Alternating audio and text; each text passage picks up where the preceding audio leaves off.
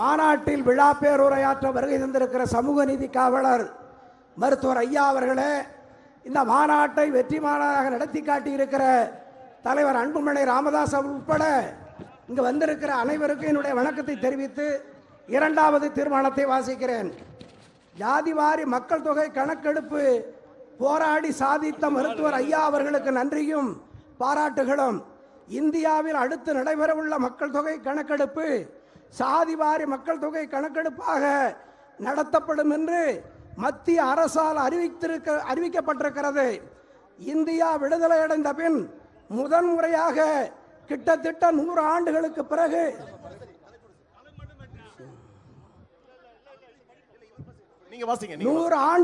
பிறகு சாதிவாரி மக்கள் தொகை கணக்கெடுப்பு நடத்த ஆணையிட்டிருக்கும் இந்திய பிரதமர் நரேந்திர மோடி அவர்களுக்கு சித்திரை முழுநிலவு வன்னியர் இளைஞர் பெருவிழா மாநாடு நன்றி தெரிவிக்கிறது. இந்தியாவில் குறிப்பாக தமிழ்நாட்டில் ஜாதிவாரி மக்கள் தொகை கணக்கெடுப்பு நடத்தப்பட வேண்டும் என்பதற்காக மருத்துவர் ஐயா அவர்கள் மேற்கொண்ட முயற்சிகளும் போராட்டங்களும் எண்ணிலடங்காதவை.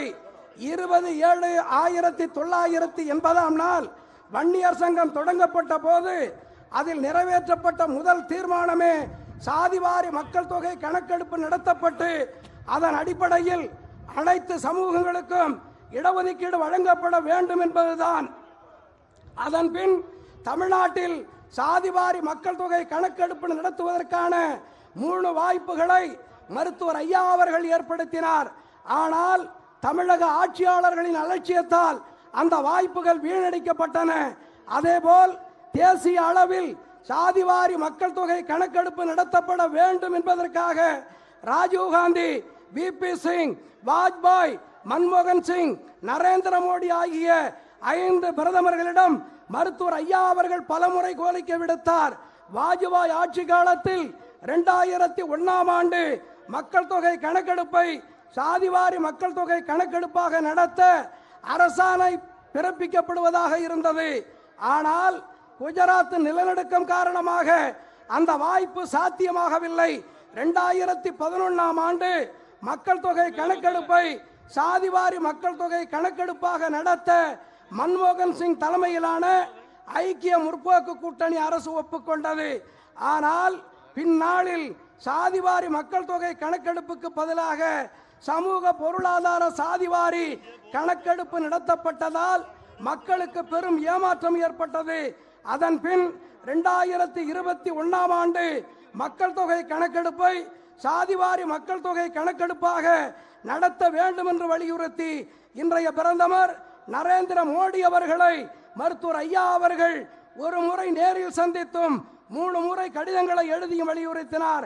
அதன் காரணமாகவே இந்தியாவில் சாதிவாரி கணக்கெடுப்பு என்ற மருத்துவர் ஐயாவின் 45 ஆண்டு கால கனவு நனவாகி இருக்கிறது. சாதிவாரி மக்கள் தொகை கணக்கெடுப்பு நடத்தப்படுவதன் மூலம் இந்தியாவில் இடஒதுக்கீட்டின் அளவு அதிகரிக்கப்படுவது உள்ளிட்ட பல்வேறு நன்மைகள் ஏற்படும். சில 10 ஆண்டுகளுக்கு முன் இவையெல்லாம் சாத்தியமே இல்லை என்று கருதப்பட்ட நிலையில் தொடர் போராட்டங்கள், அரசியல் அழுத்தங்கள் ஆகியவற்றின் மூலம் சாதிவாரி மக்கள் தொகை கணக்கெடுப்பை சாத்தியமாக்கிய மருத்துவர் ஐயா அவர்களுக்கு இந்த சித்திரை முழுநிலவு வன்னியர் இளைஞர் பெருவிழா மாநாடு அதன் உளமார்ந்த நன்றிகளையும் பாராட்டையும் தெரிவித்துக் கொள்கிறது. நன்றி, வணக்கம். உலகெங்கும் வாழும் 2.5 கோடி வன்னியர்களுக்கு மட்டுமல்ல, உலக தமிழ் மக்கள் அனைவருக்குமான பாதுகாவலர் எங்களுடைய குலதெய்வம் மருத்துவர் ஐயா அவர்களுக்கும் அண்ணன் அன்புமணி அவர்களுக்கும் வணக்கத்தை இங்கே வருகின்றிருக்கிற லட்சோபலட்சம் இளைஞர்களுக்கும் வணக்கத்தை தெரிவித்து, இந்த வரலாற்று சிறப்புமிக்க மாநாட்டுடைய 4வது தீர்மானம் அனைத்து சமுதாயங்களுக்கும் அவர்களின் மக்கள் தொகைக்கு இணையாக இடஒதுக்கீடை வழங்க தமிழக அரசு உடனடியாக முன்வர வேண்டும். சமூக நீதி காவலர் வாழும் தெய்வம் மருத்துவர் ஐயாவை வழங்கி, இந்தியாவில் இது மாதிரி ஒரு மாநாடு இல்லை என்பதை சரித்திர நாயகன் பாட்டாளி மக்கள் கட்சியினுடைய தலைவர் எனது வழிகாட்டி அண்ணன் அன்புமணி அவர்களை வணங்கி தீர்மானம் 5 பட்டியலின மக்களுக்கான இடஒதுக்கீட்டை அவருடைய அளவை அவர்களின் மக்கள் தொகைக்கு ஏற்ப இணையாக மேலும் 2% உயர்த்தி வழங்க வேண்டும் என்று தீர்மானம் நிறைவேற்றப்படுகின்றது. வணக்கம். தமிழின போராளி, இந்தியாவின் இரும்பு மனிதர் மருத்துவர் ஐயா, எங்களின் எதிர்காலம் மருத்துவர் சின்னையா உள்ளிட்ட இங்க லட்சோப லட்சம் குழும்பிருக்கிற உங்கள் அனைவருக்கும் எனது முதற்கண் வணக்கத்தை தெரிவித்துக் கொண்டு, மத்திய அரசின் கல்வி மற்றும் வேலை வாய்ப்புகள் பிற பிற்படுத்தப்பட்ட வகுப்பினருக்கு கொடுக்கப்பட்டிருக்கிற 77% இன்றைக்கு அந்த சமூகங்களுக்கு முழுமையாக அனுபவிக்க முடியவில்லை. அதற்கு காரணம் இடஒதுக்கீட்டில் கிரிமிலேயர் முறையை கொண்டு வந்ததுதான் காரணம். ஆகவே அந்த கிரிமிலேயர் முறையை உடனடியாக இந்திய நாட்டினுடைய மோடி அரசு உடனடியாக இதை நீக்க வேண்டும் என்று இந்த மாநாட்டின் வாயிலாக கேட்டுக்கொள்கிறோம்.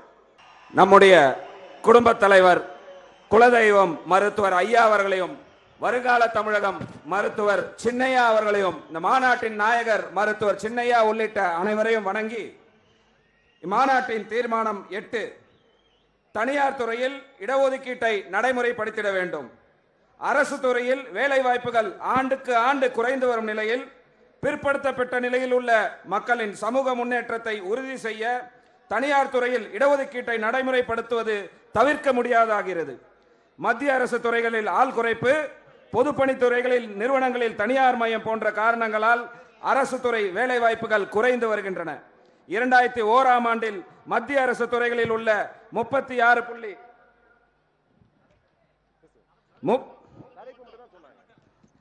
தனியார் துறையில் இடஒதுக்கீட்டை நடைமுறைப்படுத்த வேண்டும் என்ற இந்த தீர்மானத்தை இம்மாநாடு நிறைவேற்றி தருமாறு கேட்டுக்கொள். நன்றி. பெண்ணுரிமை காவலர் மருத்துவர் ஐயா அவர்கள் உலக அளவிலே இந்த சிறப்பு மிகுந்த மாநாட்டை நடத்தி காட்டிய எங்கள் இளைஞரணி எழுச்சிநாகன் சின்னையா அவர்களுக்கும் முதற்கண் வணக்கம். முழு மது விலக்கை நடைமுறைப்படுத்தவும் போதைப் பொருட்களை ஒழிக்கவும் தமிழக அரசு நடவடிக்கை எடுக்க வேண்டும் என தீர்மானிக்கப்படுகிறது. 14வது தீர்மானத்தை வாசிப்பதற்காக செல்வகுமார் அவர்கள், பொறுப்பாளர் செல்வகுமார் அவர்கள் வருகை தந்திருக்கிறார். குலதெய்வம் மருத்துவர் ஐயா, இளம் போராளி சின்னையா உள்ளிட்ட அனைவருக்கு வணக்கம். ஜம்மு காஷ்மீர் பயங்கரவாத தாக்குதலில் கொல்லப்பட்ட சகோதர சகோதரிகளுக்கு வீர வணக்கம்.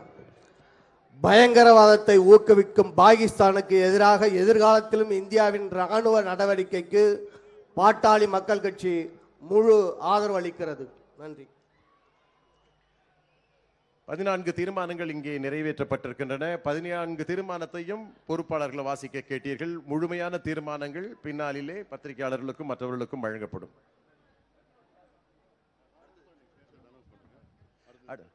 அடுத்தபடியாக இந்த நிகழ்ச்சியின் முத்தாய்ப்பாக நீண்ட நாட்களாக இந்த மாநாடு, இனமே எழு உரிமை பெறு மாநாடு சிறப்பாக நடைபெற வேண்டும் என்று அல்லும் பகலும் எல்லா நிகழ்ச்சிகளிலும் பங்கேற்று அது சிறப்பாக வர வேண்டும் என்பதற்காக உழைத்து வந்த பசுமை தாயகத்தின் தலைவர் சௌமியா அன்புமணி அவர்களை அன்புடன் அழைக்கிறோம்.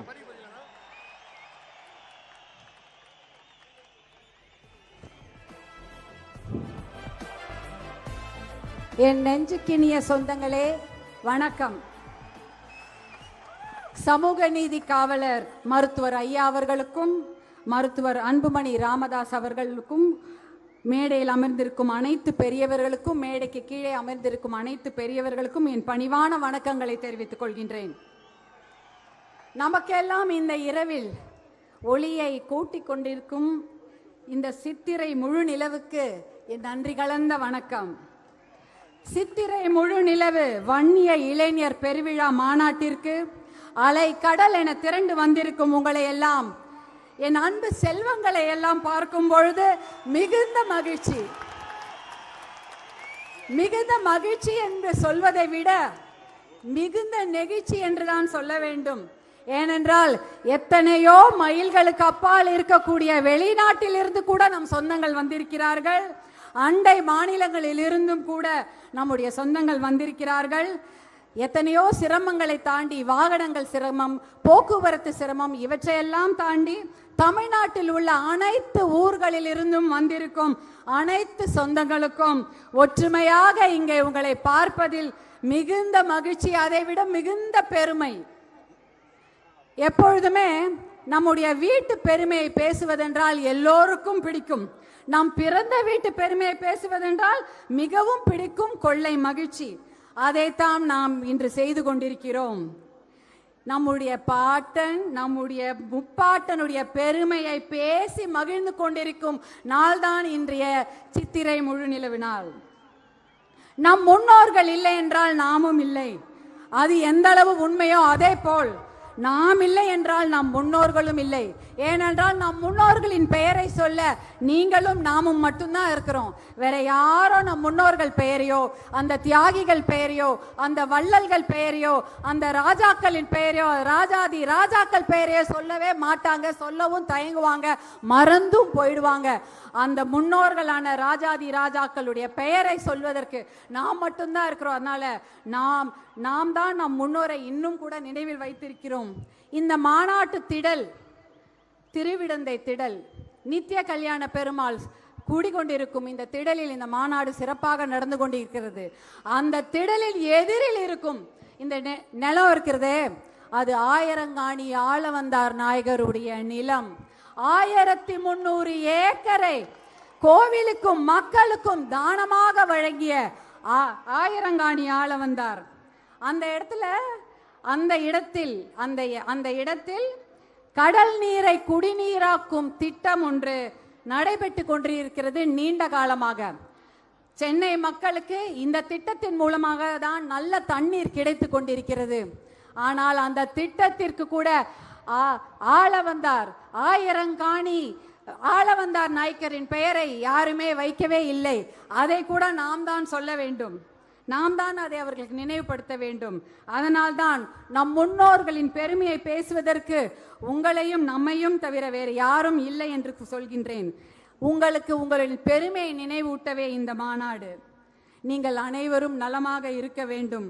இங்க வந்திருக்கும் குழந்தைங்க, பெரியவங்க, இளைஞர்கள், இளம் பெண்கள், இளம் சிங்கங்கள், உங்களையெல்லாம் பார்க்கும்பொழுது தோன்றது ஒன்றுதான். மது, போதை, கஞ்சா, குடி, இந்த எந்த பழக்கமும் இல்லாம உடல் நலத்துடன் மன நலத்துடன் நீங்கள் ஆரோக்கியமாக இருக்க வேண்டும். அதற்கு நல்ல படிப்பு வேண்டும். இன்றைய சூழ்நிலையில் படிப்புக்கு நிறைய பணம் இருந்தாதான் படிக்க முடியும். வேலை வாய்ப்பு என்பது மிகவும் கம்மி. நல்ல வேலையும் கிடைப்பதில்லை. அரசு வேலை என்பது இல்லவே இல்லை. புதிய ஆசிரியர்களை நியமிப்பதில்லை. புதிய போக்குவரத்திற்கு காவலர்களை எடுப்பதில்லை. நிறைய விஷயங்களுக்கு ஆள் பற்றாக்குறை அரசு துறையில் இருக்கிறதுனால அரசு வேலை என்பது இல்லை. இதற்காகத்தான் இடஒதுக்கீடு நாம் கேட்டுக்கொண்டிருக்கின்றோம். இந்த நிலைமை நீடிக்க கூடாது. நீங்கள் எல்லாம் நன்றாக படிக்க வேண்டும், நல்ல வேலையில் அமர வேண்டும், சுய தொழில் செய்ய வேண்டும். ஏதாவது ஒரு படிப்பையும் மீறி ஒரு தனி திறமைகளை வளர்த்து கொள்ள வேண்டும். முனைப்புடன் செயல்பட்டால் கண்டிப்பாக நல்ல எதிர்காலம் இருக்கின்றது. உங்களை எல்லாம் பார்க்கும் பொழுது உங்களை எல்லாம் சிங்க பெண்களே என்று சொல்வதா இல்லை இளஞ்சிங்கங்களே என்று சொல்வதா என்று தெரியவில்லை. இருந்தாலும் என் குழந்தைகளை எப்படி சொல்வேனோ அதே போலதான் சொல்கிறேன். என் அன்பு செல்வங்களே, என் செல்லங்களே, உங்களுடைய வரலாறை இன்று நீங்கள் பார்த்தீர்கள். நம்முடைய வரலாறை நினைவில் வைத்துக் கொள்ளுங்கள். நீங்களும் நாமும் சேர்ந்து மீண்டும் ஒரு வரலாறை படைப்போம், மீண்டும் ஒரு வெற்றி வரலாறை படைப்போம் என்று எழுச்சியுடன் வீரத்துடன் கூறிக்கொண்டு உங்களிடமிருந்து அன்போடு விடைபெற்றுக் கொள்கின்றேன். நன்றி, வணக்கம். மாமல்லபுரம் திருவிடந்தை கிராமத்தில் சித்திரை முழுநிலவு வன்னியர் இளைஞர் பெருவிழா மாநாடு நடைபெற்று கொண்டிருக்கிறது. இந்த மாநாட்டிற்கு வருகை தந்து இறுதியாக எழுச்சி உரை ஆற்ற இருக்கின்ற உலகில் வாழ்கின்ற 2.5 கோடி வன்னியர்களுக்கு விடிவெள்ளி நம்முடைய சமூக நீதி காவலர், மக்கள் காவலர், மரியாதைக்குரிய மருத்துவர் ஐயா அவர்களே, எனக்கு முன்பு பேசிய மாநில வன்னிய சங்கத்தின் தலைவர் பூத்தா அருள்மொழி அவர்களே, கட்சியின் கௌரவ தலைவர் திரு ஜி.கே. மணி அவர்களே, இந்த மாநாட்டு திடலை மிக சிறப்பாக வடிவம் அமைத்து கொடுத்த முன்னாள் மத்திய ரயில்வே துறை இணை அமைச்சர் ஏ.கே. மூர்த்தி அவர்களும் இந்த மாநாட்டில் நம்ம எல்லோரும் அன்போடு வரவேற்ற மாநில வன்னியர் சங்கத்தின் செயலாளர், முன்னாள் சட்டமன்ற உறுப்பினர், இரவு பகலும் இங்கே தங்கி அழகுமிக்க இந்த திடலை நமக்கு கொடுத்த திருக்கச்சூர் ஆறுமுகம் அவர்களே, கார்த்திக் அவர்களே, வைத்தி அவர்களே, தங்க ஐயாசாமி அவர்களே, ஆந்திராவிலிருந்து இங்கே இந்த மாநாட்டிற்கு வருகை தந்திருக்கின்ற நம்முடைய சொந்தம் ஆந்திரா சுரங்கத்துறை அமைச்சர் மரியாதைக்குரிய மாண்புமிகு திரு கொல்லு ரவீந்திரா அவர்களே, தம்பி ராஜன் அவர்களே, கர்நாடகாவிலிருந்து வருகை தந்திருக்கின்ற முன்னாள் மேயர் மரியாதைக்குரிய திரு பி.ஆர். ரமேஷ் அவர்களே, முன்னாள் சட்டமன்ற உறுப்பினர் மரியாதைக்குரிய நரேந்திர பாபு அவர்களே, மரியாதைக்குரிய ஷடி விஜயகுமார் திகழர் அவர்களே, மரியாதைக்குரிய என் கிருஷ்ண மைசூர் சம்புகுல சத்திரிய சங்கத்தை சார்ந்தவர்களே, சிங்கமகளூர் ரவிக்குமார் அவர்களே, வாசு கர்நாடகா வன்னியகுல சத்திரிய சங்கத்தின் வாசு அவர்களே, மலேசியாவிலிருந்து வருகை தந்திருக்கின்ற குள்ளப்பன் மணியன் கவுண்டர் அவர்களே, லண்டனில் இருந்து வருகை தந்திருக்கின்ற பாப்பா வெற்றி அவர்கள், சாமு சாவன் மாநில தலைவர் முனைவர் சிவபிரகாசம் அவர்கள் மற்றும் நேரமின்மை காரணத்தால் மேடையில் இருக்கின்ற அனைத்து சொந்தங்களே, எங்களுடைய அன்னை மேடையில் இருக்கின்றார்கள். இங்கே எழுச்சியோடு, வீரத்தோடு, நம்பிக்கையோடு வருகை தந்திருக்கின்ற என் தம்பிகளே, என் தங்கைகளே, என் அண்ணன்மார்களே, என் அக்காமார்களே, தாய்மார்களே, என் உயிரினு மேலான அன்பு சொந்தக்காரர்களே, உங்கள் அனைவருக்கும் இந்த அன்புமணி ராமதாசின் பணிவான வணக்கங்கள். உங்களை அனைவரையும் நானும் ஒரு முறை அன்போடு வரவேற்கின்றேன். இரு கரங்களை கூப்பி உங்களை வணங்கி நான் வரவேற்கின்றேன்.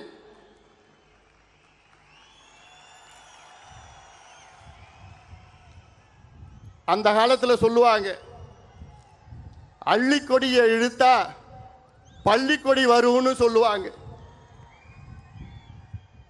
தமிழ்நாட்டில் தனிப்பெரும் சமுதாயம் வன்னியர் சமுதாயம். The single largest community in Tamil Nadu வன்னியர்கள். அப்படிப்பட்ட நம் சொந்தங்கள் இன்று மாமல்லபுரத்தில் சித்திரை முழுநிலவு இங்கே அந்த நேரத்திலே இங்கே சந்திக்கின்றோம். இது ஏதோ ஒரு சமுதாய சந்திப்போ ஜாதி சந்திப்போ கிடையாது. இது நம்முடைய குடும்ப சந்திப்பு. வேற யாருக்கும் இப்படி அமையாது. இங்கே வந்திருப்பவர்கள் எல்லாம் என்னுடைய தொப்புள் குடி உறவுகள், என் சொந்தங்கள். இங்கே ஏதோ வந்தமா போனமா கிடையாது. இந்த சந்திப்பில் வரலாறு இருக்கிறது. இது சாதாரண சந்திப்பு கிடையாது. இதற்கு முன்பு இதே மண்ணிலே ஆயிரம் ஆண்டுகள் நம் சொந்தங்கள் இதே மண்ணிலே சித்திரை முழுநிலவு நேரத்திலே அந்த மணர் கடற்கரையிலே சோறு எடுத்துக்கொண்டு அங்கே சந்தித்தார்கள். ஆயிரம் ஆண்டுகள் நம்முடைய பாரம்பரியம் இது. அந்த பாரம்பரியத்தை பின்பற்றி தான் இங்கே நாம் சந்திக்கின்றோம். ஏதோ அரசியல் கூட்டம் கிடையாது. இது நம்முடைய வரலாறு. இந்த சந்திப்பில் எனக்கு இவ்வளோ எழுச்சியாக நடைபெறுகின்ற இந்த மாநாடு, தமிழ்நாட்டின் வரலாற்றில் இப்படி ஒரு மாநாடு யாரும் நடத்தியது கிடையாது என்று அவ்வளோ செய்திகள் என்று எனக்கு வந்து கொண்டிருக்கின்றன. ஆனால் இந்த நேரத்திலே எனக்கு மிகப்பெரிய ஒரு வருத்தம், என்னுடைய அண்ணன் காடுவெட்டியார் மாவீரன் இந்த மாநாட்டிலே இல்லை என்று. காரணம், 12 ஆண்டுகளுக்கு முன்பு இதே மண்ணிலே என்னுடைய அண்ணன் காடுவெட்டியார் அவர்கள் மிக பிரம்மாண்டமான மாநாட்டை நடத்தினார்கள். இன்று மட்டும் என் அண்ணன் காடுவெட்டியார் இருந்திருந்தால் நானும் அவருடைய அன்பு தம்பியை போன்று அந்த பகுதியிலே நான் அமர்ந்து கொண்டிருப்பேன். காடுவெட்டியார் மறைவில்லை, நம்முள் இருக்கின்றார். அவருடைய கனவு ஐயா காலத்தில் தமிழ்நாட்டை நாம் சொந்தம் ஆள வேண்டும், நாம் ஆள வேண்டும் என்ற அவரை கனவு அது. அதை நினைவாக்குவது இங்கே வருகை தந்திருக்கின்ற லட்சக்கணக்கான என் தம்பிகளும் என் தங்கைகளுடைய கடமையாக நான் பார்க்கின்றேன். அன்பு சொந்தங்களே,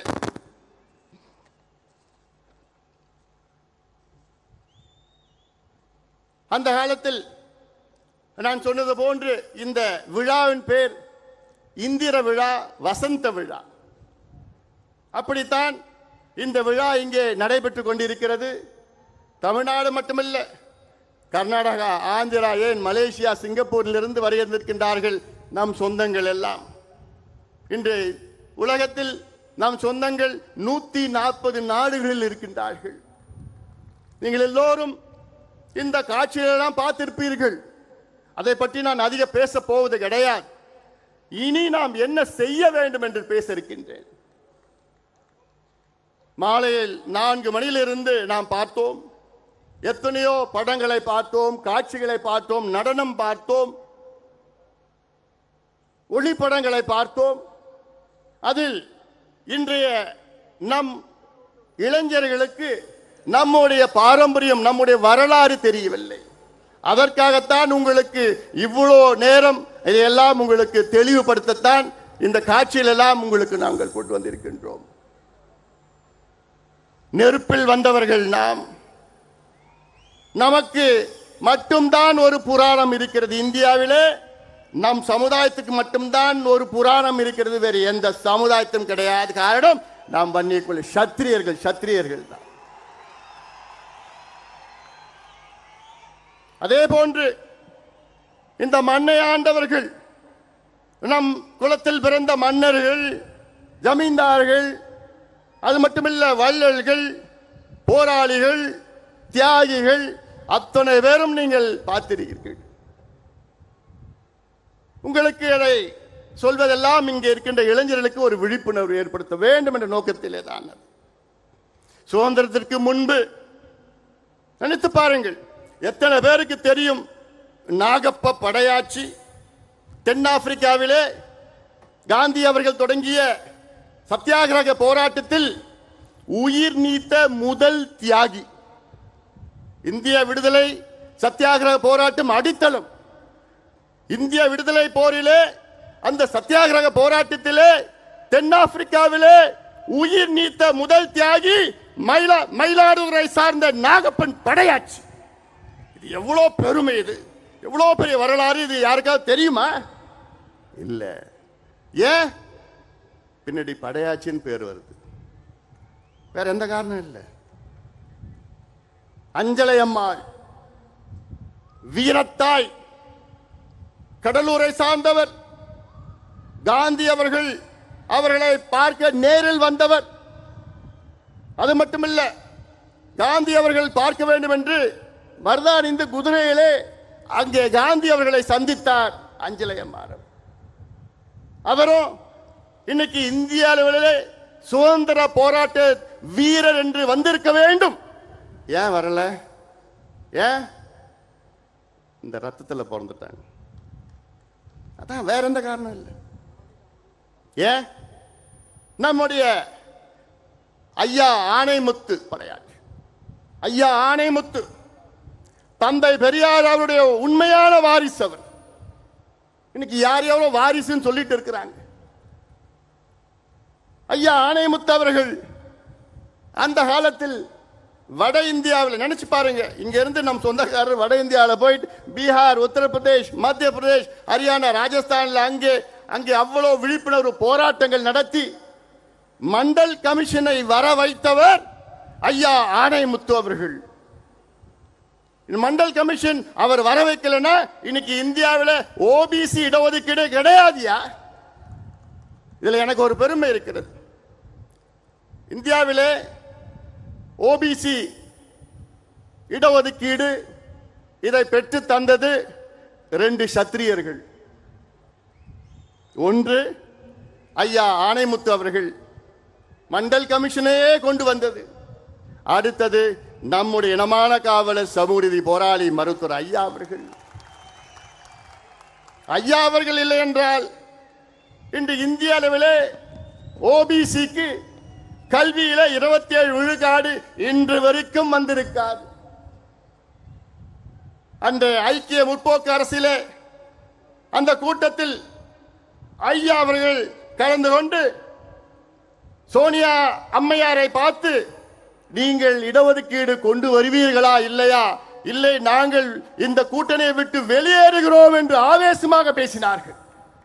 சோனியா காந்தி அம்மையார் அவர்கள் ஐயாவை பார்த்து, டாக்டர் கூல் டவுன் பண்ணுங்க, அமைதியா நம்ம பேசிக்கலாம்.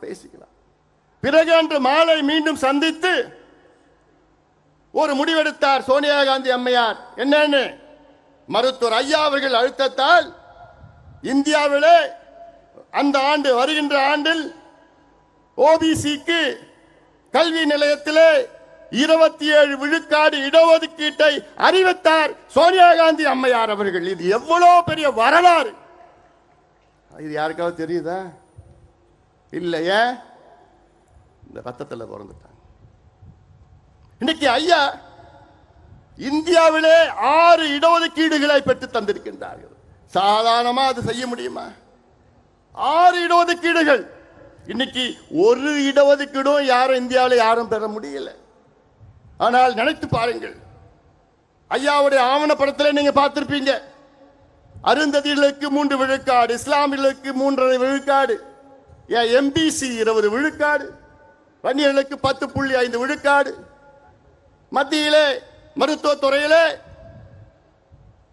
பட்டியலின மக்கள் பழங்குடி மக்களுக்கு 22.5 விழுக்காடு இடஒதுக்கீடு, இதர பிற்படுத்தப்பட்ட மக்கள் ஓபிசிக்கு 27 விழுக்காடு. இதுதான் வரலாறு. ஆனால் அந்த அளவுக்கு ஐயாவுக்கு அங்கீகாரம் இருக்கிறதா, கிடைத்திருக்கிறதா? இல்லை. ஏன்? இந்த ரத்தத்தில் பிறந்துட்டார். ஆனா இந்த சமுதாயம் எப்படி பயன்படுத்துறாங்க பாருங்க சமுதாயத்தை. தமிழ்நாட்டில் தனிப்பெரும் சமுதாயம் இன்னைக்கு படிப்பறிவு இல்லை, குடிசையில் வாழ்ந்து கொண்டிருக்கிறது, கூலி வேலை செய்து கொண்டிருக்கிறது, விவசாயம் செய்து கொண்டிருக்கிறது, எந்த தொழிலும் கிடையாது. இந்த சமுதாயத்தை ஆண்டு கொண்டிருக்கின்ற கட்சிகள் எல்லாம் வெறும் வாக்கு வங்கிகளாக பயன்படுத்திக் கொண்டிருக்கிறார்கள். ஓட் பேங்க், அவ்வளவுதான். உங்களை எப்படி பார்க்கறாங்க? ஓட்டு பேங்க், அவ்வளவுதான். தேர்தல் நேரம் வந்தா உங்களை பயன்படுத்துவாங்க, தேர்தல் முடிஞ்சா முடிஞ்சு போச்சு. அதே போன்று மற்ற சமுதாயங்களும் உங்களை எப்படி பயன்படுத்துகிறாங்க தெரியல. எங்கேயாவது பிரச்சனை வந்ததுன்னா உடனே ஓடி வருவாங்க, ஐயோ நீங்க தாங்க, வாங்க நீங்க தாங்க. நம்மளும் போவோம், பிரச்சனை இல்லை, தீர்த்து வைப்போம், 10, 20, 30, 50 கேஸ் வாங்குவோம். அதுக்கப்புறம் முடிஞ்சு போச்சு. தேர்தல் வந்ததுன்னா டாடா பை பை. இதான் நம்முடைய காலகாலமா நடந்துட்டு இருக்குது. இல்லை, அதனால இன்றைக்கு இந்த கூட்டம், நாம் கூடிய கூட்டம், நம்முடைய உரிமைகளுக்காக நாம் இங்கே கூடியிருக்கின்றோம். எங்களுக்கு படிப்பு வேண்டும், எங்களுக்கு வேலை வேண்டும், எங்களுக்கு வாழ்வாதாரம் வேண்டும், நாங்கள் சுயமரியாதையோடு வாழ வேண்டும். அந்த நோக்கத்திற்காகத்தான் இங்கே லட்சக்கணக்கான என் சொந்தங்கள் இங்கே கூடியிருக்கின்றோம். ஏதோ சும்மா இங்க வந்தோமா கூட்டமா இந்த தேர்தலுக்காகவோ கூட்டணிக்காகவோ அரசியலுக்காக நம்ம கூடல. இங்க நாம் உரிமைகளுக்காக நாம் கூடியிருக்கின்றோம். ஐயா அவர்கள் மிக சிரமப்பட்டு, நம்ம பார்த்திருப்பீங்க, இங்க 21 தியாகிகள், 21 மட்டும் 27 தியாகிகள், அதில் ஒரே நாளிலே 21 தியாகிகள் காவல்துறையினர் சுட்டார்கள். அதன் பிறகு ஐயா அவர்கள் நமக்கு வாங்கி தந்தது 20 விழுக்காடு எம்பிசி என்ற இடஒதுக்கீடு. அந்த இடஒதுக்கீடு வந்து கிட்டத்தட்ட 35 ஆண்டுகள் ஆகின்றன, 36 ஆண்டுகள் ஆகிறது இடஒதுக்கீடு வந்து. ஆனால் 36 ஆண்டுகள் ஆகியும் இன்று நமக்கு சரியான முறையிலே வேலை வாய்ப்பு இல்லை, நமக்கு சரியான முறையிலே கல்வி கிடைக்கவில்லை. அதனால்தான் ஐயா அவர்கள் மீண்டும் போராடி, கடந்த ஆட்சியாளரிடம் மன்றாடி போராடி அழுத்தம் கொடுத்து வன்னியர்களுக்கு 10.5 விழுக்காடு இடஒதுக்கீடு பெற்று தந்தார்கள். ஆனால் அதையும் சூழ்ச்சியாளர்கள் அதை கெடுத்து நீதிமன்றத்துக்கு சென்று நமக்கு எதிரான ஒரு தீர்ப்பு வந்தது. பிறகு உச்சநீதிமன்றத்திற்கு சென்றோம். உச்சநீதிமன்றத்திலே தெளிவாக தீர்ப்பு கொடுத்தார்கள். என்னவென்று, தமிழ்நாட்டில் வன்னியர்களுக்கு உள் ஒதுக்கீடு கொடுக்க எந்த தடையும் கிடையாது. அது நீங்கள் தாராளமாக கொடுக்கலாம். தரவுகளை சேகரித்து நியாயப்படுத்தி கொடுங்கள் என்று உச்சநீதிமன்றம் சொன்னார்கள். சொல்லி எவ்வளவு நாள் ஆகுது தெரியுமா? தீர்ப்பு வந்து எவ்வளவு நாள் ஆகுது தெரியுமா? 1136 நாட்கள். 1136 நாட்கள் தீர்ப்பு வந்து, ஆனால் தமிழக அரசு கொடுப்பதற்கு மனமில்லை. முதலமைச்சருக்கு கொடுப்பதற்கு மனமில்லை. எத்தனையோ முறை முதலமைச்சருக்கு நாங்கள் இப்போ பார்த்தோம், எத்தனையோ முறை சந்தித்தோம். ஆனால் முதலமைச்சர் அவர்கள் தொடக்க காலத்தில் நன்றாக எங்களை வரவேற்றார். நிச்சயமாக கொடுப்பேன் என்று நம்பிக்கை கொடுத்தார்கள். ஐயா அவர்கள் முதலமைச்சர் ஸ்டாலின் அவர்களை பல முறை சந்தித்தார். சந்திக்கின்ற பொழுது, ஐயா கவலைப்படாதீங்க, நிச்சயமா நான் தரேன். நான் ஒவ்வொரு முறையும் இப்ப பார்க்கிறப்போ உறுதியா நான் தரேங்க, நீங்க தைரியமா போங்க. அதுல ஒரு முறை சொன்னார் என்கிட்ட, இந்த சட்டசபை கூட்டத்தொடரிலே கொடுக்கவில்லை என்றால் அடுத்த ஆண்டு கல்வி போயிடும் சொன்னப்போ, ஏன் இதற்காக நான் தனியாக ஒரு ஸ்பெஷல் அசெம்பிளி செஷன் வைக்கிறேன்னு என்கிட்ட முதலமைச்சர் உறுதி கொடுத்தார்கள். இப்படி இவ்வளவு காலமாக பார்த்தோம் கடிதம் எழுதினார் ஐயா, எல்லாம் பண்ணோம். ஆனால் திடீரென்று முதலமைச்சர் அவர் மனசை மாத்திக்கிட்டார். ஏன் மாத்தினார் இன்னைக்கு வரைக்கும் தெரியல. 2 ஆண்டு காலம் எங்களுக்கு உறுதியளித்த முதலமைச்சர் இறுதியாக எங்களால் கொடுக்க முடியாது, கணக்கெடுப்பு நடத்தாமல் வன்னியர்களுக்கு இடஒதுக்கீடு கொடுக்க முடியாது, அந்த கணக்கெடுப்பு மத்திய அரசு தான் எடுக்க வேண்டும் என்று ஒரு பொய்யான செய்தியை மீண்டும் மீண்டும் முதலமைச்சர் சட்டமன்றத்திலும் வெளியிலும் பேசிக் கொண்டிருக்கின்றார். எவ்வளவு பெரிய துரோகம் இது! சமுதாயத்திற்கு நிகழ்ந்த மிகப்பெரிய துரோகமாக நான் பார்க்கின்றேன். முதலமைச்சர் சொல்வது, தமிழக அரசிற்கு கணக்கெடுப்பு நடத்த அதிகாரம் இல்லையா உங்களுக்கு? பிறகு உங்கள் தந்தை எப்படி எடுத்தார்? கடந்த காலத்திலே எம்ஜிஆர் அவர்கள் எப்படி எடுத்தார்கள்? உங்கள் தந்தையை நிறுவிய சட்டநாதன் கமிஷன் 1969-70 நிறுவிய கமிஷன், அவர்கள் ஒரு பரிந்துரை கொடுத்தார்கள், ஒரு கணக்கெடுப்பு நடத்தி அந்த கணக்கெடுப்பு அதற்கு அவர்களுக்கு அதிகாரம் இல்லையா? எம்ஜிஆர் அவர்கள் 1984 அம்பாசங்கர் கமிஷனை நிறுவினார். அம்பாசங்கர் அவர்கள் வீடு வீடாக டோர் டு டோர் எனுமரேஷன் செய்தார்கள். அப்பொழுது அவருக்கு அதிகாரம் இல்லையா? அதன் பிறகு ஜனார்தனன் கமிஷன் அவர்கள் இதையெல்லாம் ஒன்றாக சேர்த்து கொலேட் பண்ணி அவர்கள் ஜனார்தனம், நீதி அரசு ஜனார்தனம் 3 பரிந்துரைகளை கொடுத்தார்கள் அரசுக்கு, திமுக அரசுக்கு. ஒன்று, அருந்ததியர்களுக்கு 3 விழுக்காடு உள்ஒதுக்கீடு கொடுக்க வேண்டும் என்று நீதியரசர் ஜனார்தனம் பரிந்துரை கொடுத்தார். அதை அப்படியே கலைஞர் அவர்கள் ஏற்றுக்கொண்டார், அருந்ததியர்களுக்கு உள்ஒதுக்கீடு கொடுத்தார். 2வது பரிந்துரை ஜனார்தன் அவர்கள் கொடுத்தது, இஸ்லாமியர்களுக்கு 3.5 விழுக்காடு உள்ஒதுக்கீடு பிசியிலே கொடுக்க வேண்டும் என்று கொடுத்தார். அதையும் கலைஞர் அவர்கள் அப்படியே ஏற்றுக்கொண்டார். இதே நீதியரசர் ஜனார்தன் 3வது பரிந்துரை என்ன? வன்னியர்களுக்கு 13.1 விழுக்காடு தனி ஒதுக்கீடு கொடுக்க வேண்டும் என்று அந்த பரிந்துரையும் கொடுத்தார். அதை மற்றும் கலைஞர் ஏற்றுக்கொள்ளவில்லை. அதை மற்றும் குப்பையிலே தூக்கிவிட்டார், வீசிவிட்டார். எவ்வளவு பெரிய துரோகம் இது! எவ்வளவு பெரிய துரோகம் இது! உங்களுக்கு எங்களுடைய வாக்குகள் மட்டும் வேண்டும். 1957 திமுக போட்டியிட்ட முதல் தேர்தல். அந்த தேர்தலில் திமுக 15 தொகுதிகளில் வெற்றி பெற்றது. அதில் 14 தொகுதிகள் வன்னியர் வாழ்கின்ற பகுதி. 1962 திமுக 50 தொகுதிகளை வெற்றி பெற்றது. அதில் 45 தொகுதிகள் வன்னியர்கள் வாழ்ந்து கொண்டிருக்கிற தொகுதிகள். 1967 திமுக ஆட்சிக்கு வருகிறது. அப்பொழுது 138 தொகுதிகளை வெற்றி பெறுகிறது. அதில் 92 தொகுதிகள் வன்னியர்கள் வாழ்கின்ற தொகுதிகள்.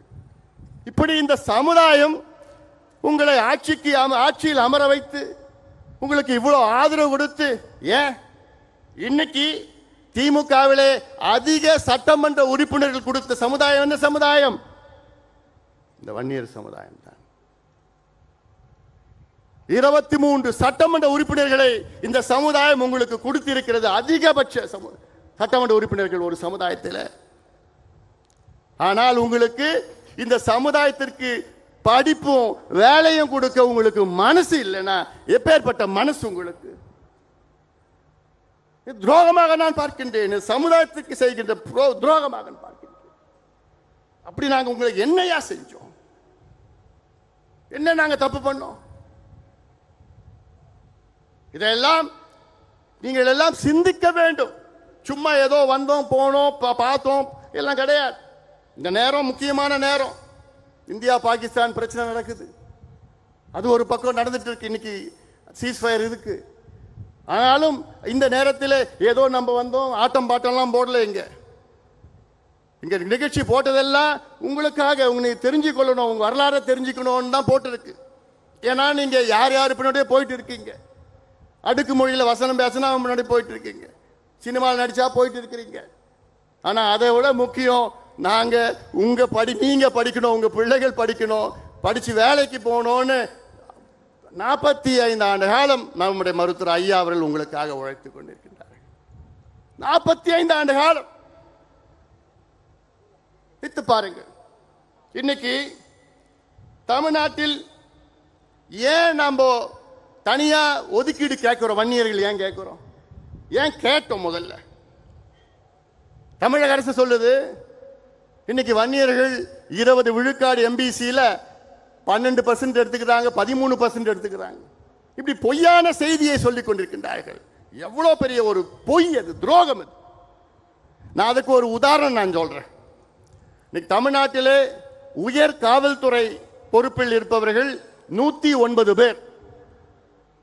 டிஜிபி, ஏடிஜிபி, ஐஜி, டிஐஜி, இந்த டாப் போலீஸ் ஆபீசர் 109 பேர் இருக்கிறாங்க. அதுல எத்தனை வன்னியர்கள் இருக்காங்க தெரியுமா? ஒண்ணே ஒண்ணு. இதை விட ஒரு சமூக அநீதி கிடைக்குமா, இருக்குமா, நடக்குமா? தமிழ்நாட்டில் தனிப்பெரும் சமுதாயம், சிங்கிள் லார்ஜஸ்ட் கம்யூனிட்டி தமிழ்நாட்டில் வன்னியர் சமுதாயம்.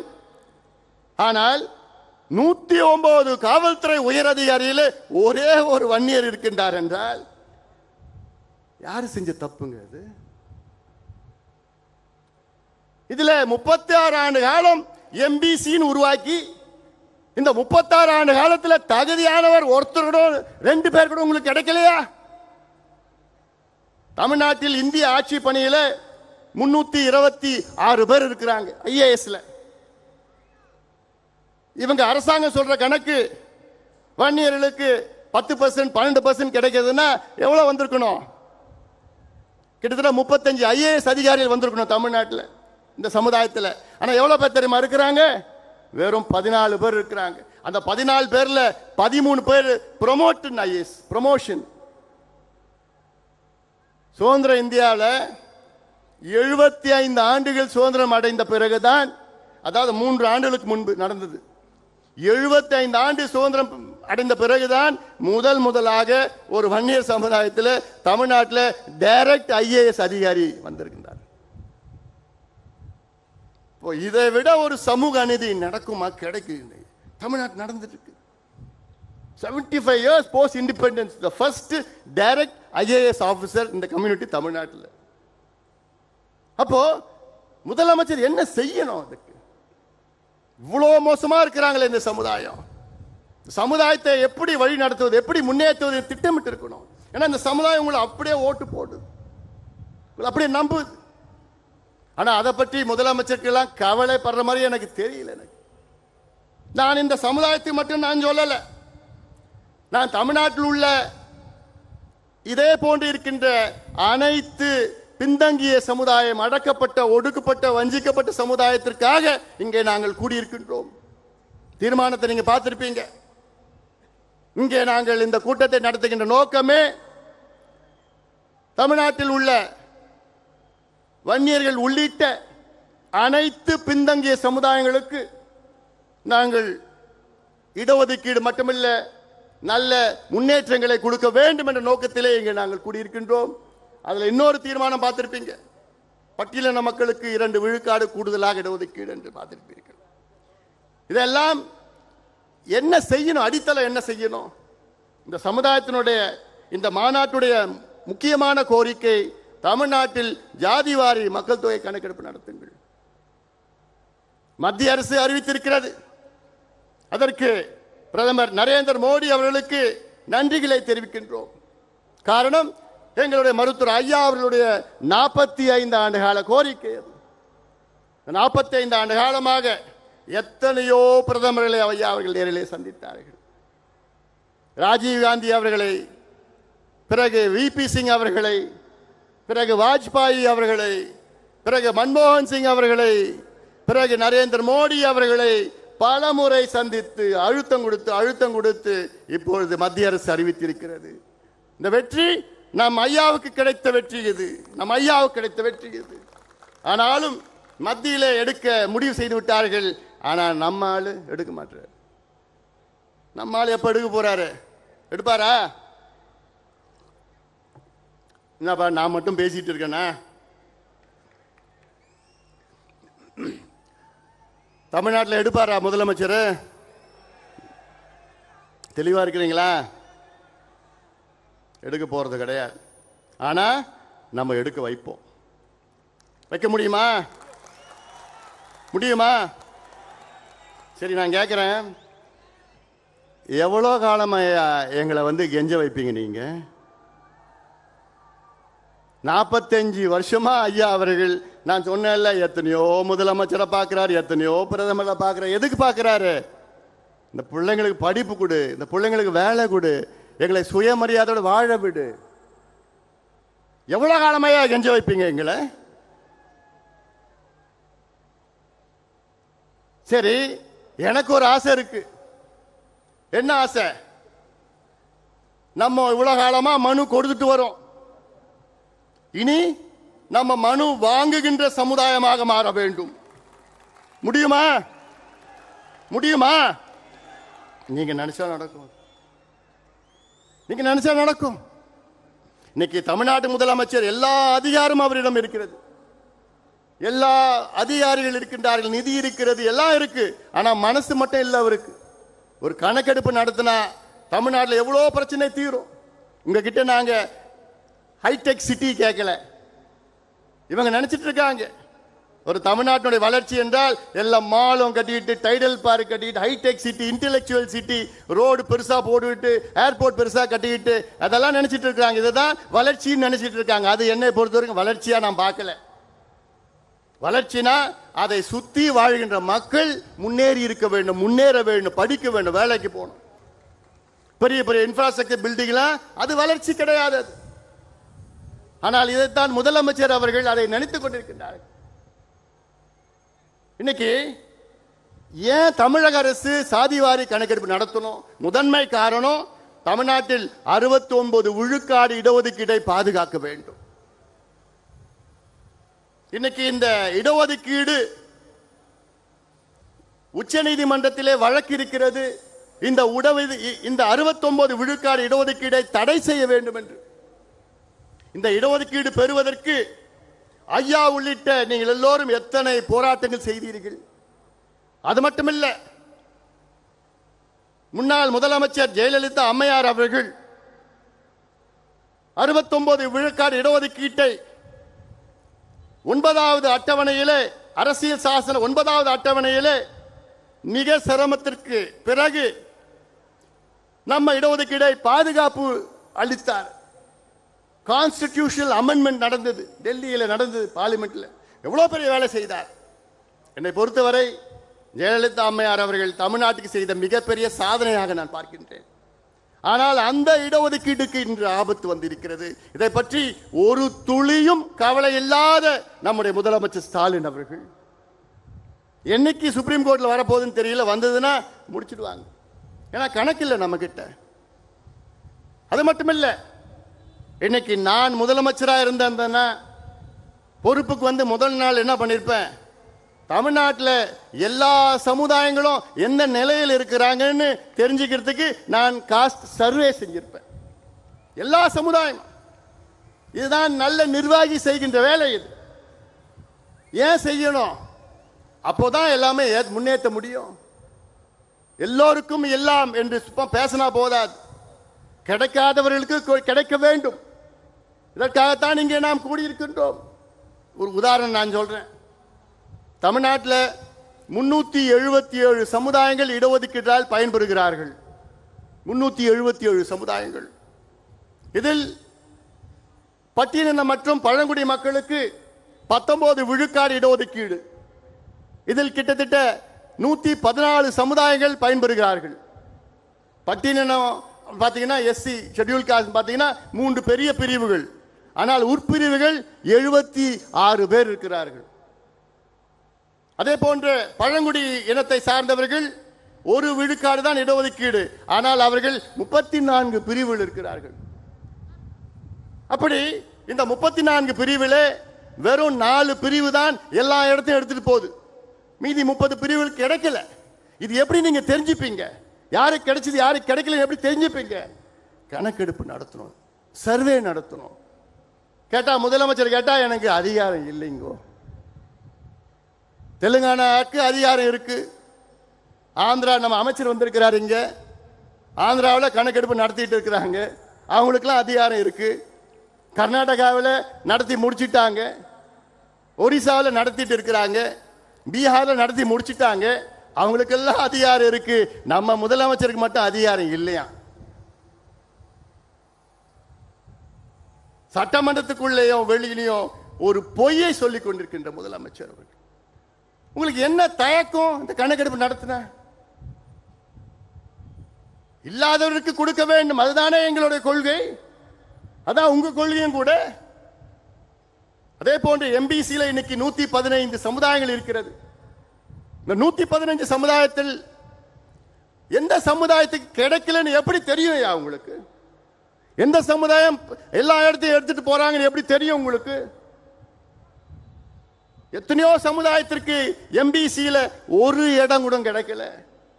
அது ஒரு கணக்கு. மற்றொரு கணக்கு இருக்கிறது. எம்பிசியில 115 சமுதாயங்கள் இருக்கிறது. இதில் 114 சமுதாயம் ஒட்டுமொத்தம் அவங்களுடைய மக்கள் தொகை கணக்கு பார்த்தீங்கன்னா தமிழ்நாட்டில் 6.8 விழுக்காடு தான். மொத்தமா சேர்ந்தா தமிழ்நாட்டினுடைய மக்கள் தொகையில 6.8 விழுக்காடு. ஆனால் ஒரு சமுதாயம், வன்னிய சமுதாயம் மட்டும் நீங்க கணக்கெடுப்பு நடத்தி பார்த்தீங்க, மக்கள் தொகை கணக்கெடுப்புல 14.2 விழுக்காடு. அது பழைய கணக்கு. இன்னைக்கு கிட்டத்தட்ட 18 விழுக்காடு மக்கள் தொகையில கணக்கு. ஆனால் வன்னியர்களுக்கு நான் சொன்னேன்ல, 109 காவல்துறை உயர் அதிகாரியில ஒருத்தர் தான் வன்னியர்னா இதுல இருந்து என்ன தெரியுது? இவங்களுக்கு ஏதோ படிப்பும் இல்லை, வேலையும் கிடைக்கல, எல்லாம் கூலி வேலை. கேரளாவில் ஈழவர் சமுதாயம், தமிழ்நாட்டில் வன்னியர்கள் போன்று கேரளாவில் ஈழவர் சமுதாயம் மிக மிக மிக மிக பின்தங்கிய சமுதாயம். இந்த சமுதாயத்தில் நம்முடைய மருத்துவர் ஐயா போன்றாங்க நாராயண குரு அவர்கள் தோன்றினார். அந்த சமுதாயத்தை திரட்டி போராட்டங்கள் நடத்தினார்கள். இன்னைக்கு கேரளாவில் ஈழவர் சமுதாயத்திற்கு தனியாக 14 விழுக்காடு இடஒதுக்கீடை அந்த அரசு வழங்கியிருக்கிறது. 14 விழுக்காடு. அவர்களும் நம்ம போன்ற 18-20 விழுக்காடு அங்கே மக்கள். அது மட்டுமல்ல, கேரளாவில் எந்த சமுதாயம் 2.5 விழுக்காட்டுக்கு மேல் இருக்கிறதோ அவர்களுக்கு தனி இடஒதுக்கீடு அங்கே கேரளாவில் கொடுக்கிறார்கள். இதெல்லாம் கற்றுக்கொள்ளுங்கள். சமூக நீதி பற்றி பேசினா போதாது. நான் தந்தை பெரியாருடைய வாரிசு, தந்தை பெரியார் தாத்தா. சமூக நீதி மண்ணுன்னு பேசிட்டு இருக்கீங்களே, ஒன்று மண்ணாங்கட்டியும் கிடையாது. இதெல்லாம் பேசுறதுக்கு உங்களுக்கு தகுதி கிடையாது. இதான் நாங்க கோரிக்கையா வச்சிருக்கிறோம். இங்க கணக்கெடுப்பு நடத்துங்க, இல்லாதவருக்கு கொடுங்க. ஏன் இன்னொன்னு நான் சொல்றேன், ஒரு படி மேல போறேன். நீங்க கணக்கெடுப்பு நடத்துனீங்கன்னா ஓபன் காம்படிஷன், முன்னேறிய வகுப்பினர் இல்லை, அதுல யார் பின்தங்கி இருக்கிறா அவர்களுக்கு நீங்கள் ஏதாவது சலுகைகள் கொடுக்கலாம், நலத்திட்டங்கள் கொடுக்கலாம், கடன் கொடுக்கலாம் அவர் முன்னேற்றுவதற்காக. இதற்கு எப்படி தெரியும்னா கணக்கெடுப்பு நடத்தணும். இந்த கணக்கெடுப்பு யார் வேணா நடத்தலாம். இந்திய நாடாளுமன்றத்தில் 2008 ஒரு சட்டத்தை நிறைவேற்றினார்கள். இந்திய மக்கள் தொகை புள்ளியியல் சேகரிப்பு சட்டம், இந்தியன் ஸ்டாட்டிஸ்டிக்கல் ஆக்ட் 2008. இந்த சட்டத்தின்படி இந்தியாவிலே மத்திய அரசு கணக்கெடுப்பு நடத்தலாம், மாநில அரசு கணக்கெடுப்பு நடத்தலாம், உள்ளாட்சி பிரதிநிதிகள் கணக்கெடுப்பு நடத்தலாம், ஏன் பஞ்சாயத்து தலைவர் கூட கணக்கெடுப்பு நடத்தலாம். ஒரு பஞ்சாயத்து தலைவர் இந்த சட்டத்தின் கீழ் அவர் பஞ்சாயத்தில் எத்தனை வீடு இருக்கு, அந்த வீட்டில் என்ன வீடு, கூரை வீடா, கல்லு வீடா, அந்த வீட்டில் எத்தனை பேர் இருக்கின்றார்கள், அவர்கள் எந்த சமுதாயத்தை சார்ந்தவர்கள், எந்த மதத்தை சார்ந்தவர்கள், எந்த மொழி, எந்த இனத்தை சார்ந்தவர்கள், அவங்க படிச்சிருக்கிறாங்களா, பட்டதாரி இருக்கிறாங்களா, அவங்க வீட்டில் கழிப்பறை இருக்கிறதா, மின்சாரம் இருக்கிறதா, சைக்கிள் இருக்குதா, பைக் இருக்குதா, நிலம் இருக்குதா, இந்த எல்லாம் கணக்கெடுப்பு ஒரு பஞ்சாயத்து தலைவர் எடுக்கலாம்.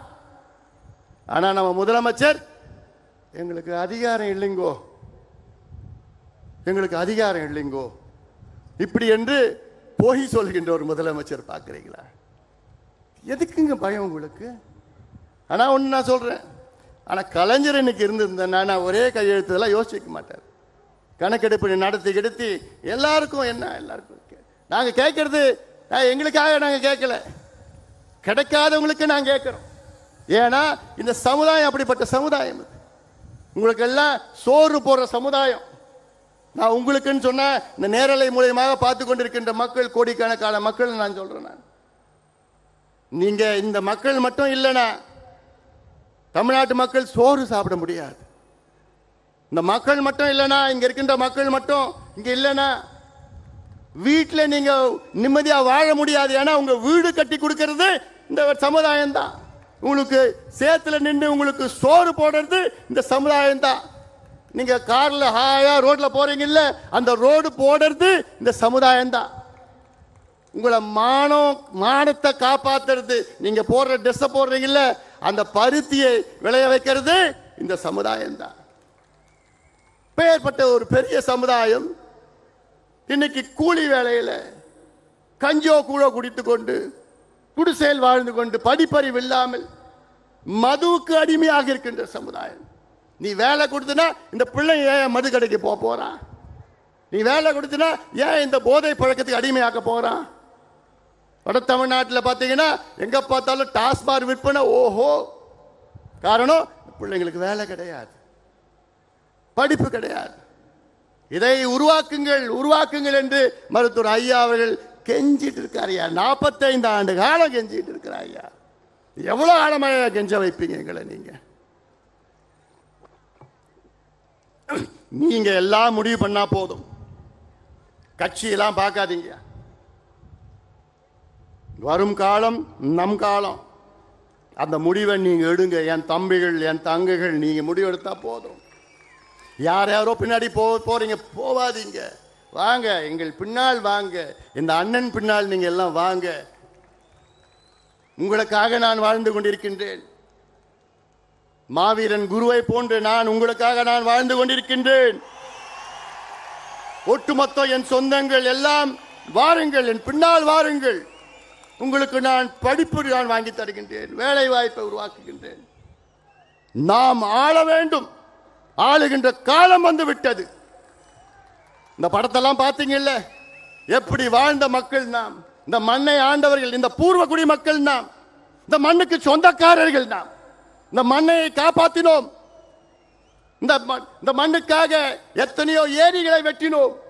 வீராணம் ஏரியிலிருந்து, செம்பரம்பாக்கம் ஏரியிலிருந்து, மதுராந்தகம் ஏரியிலிருந்து, அரசமங்கலம் ஏரியிலிருந்து, வெல்லிங்டன் ஏரியிலிருந்து எல்லா ஏரியும் வெட்டியது யாரு?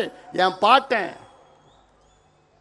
என் பாட்டன் பூட்டன் இந்த மண்ணை பாதுகாத்து, காடை வளர்த்து, மரங்களை நட்டு, இந்த மண்ணை செழுமையாக ஆக்கிய என் பாட்டன் பூட்டன் பூரக்குடி மக்கள் நாம். இந்த மண்ணுக்கு சொந்தக்காரர்கள். ஆனால் இவங்க வந்தாங்க, கோமணத்தை புடுங்கினாங்க, நிலத்தை புடுங்கினாங்க, விவசாயத்தை அழிச்சாங்க, எல்லாத்தையும் நம்மள நாசமாக்கி, கூலியாக ஆக்கி, மதுவை கொடுத்து நம்ம குடியாரனாக மாற்றி விட்டாங்க. இதான் இவர்கள் செய்தது. ஆனால் தான் நாங்க சொல்றோம், இனி ஒரு மாற்றம், ஆட்சி மாற்றம் வேண்டும், நாம் ஆள வேண்டும் என்ற என் தம்பிகள், தங்கைகள், உங்கள் மனதிலே ஒவ்வொரு நாளும் நீங்கள் உங்கள் மனதிலே அதை ஒழிக்க வேண்டும். ஆம், இனி நம்முடைய காலம், நாம் ஆள வேண்டும் என்ற அந்த எழுச்சி உங்கள் மனதிலே வர வேண்டும். இன்னொன்று, இப்பொழுது இந்த தீர்மானம் ஒன்று படித்தோம். அதில் தனியார்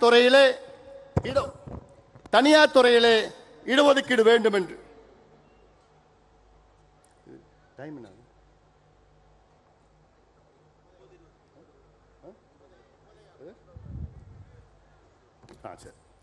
தனியார் துறையில இடஒதுக்கீடு வேண்டும். எதுக்கு வேணும்? ஏன்னா ஒரு காலத்துல மத்திய அரசுல 36 லட்சம் வேலை வாய்ப்பு இருந்தது. ஆனா இன்னைக்கு அது 26 லட்சமாக குறைஞ்சிருக்கிறது. 10 லட்சம் குறைஞ்சிடுச்சு. எப்போ? 15 ஆண்டுகள்ல. தமிழ்நாட்டில் கிட்டத்தட்ட 2002ல் தமிழ்நாட்டில் 12 லட்சம் அரசு வேலைகள் இருந்தது. இன்னைக்கு அது 8 லட்சமாக குறைந்தது. வேலை இல்லை, அரசு வேலையே கிடையாது.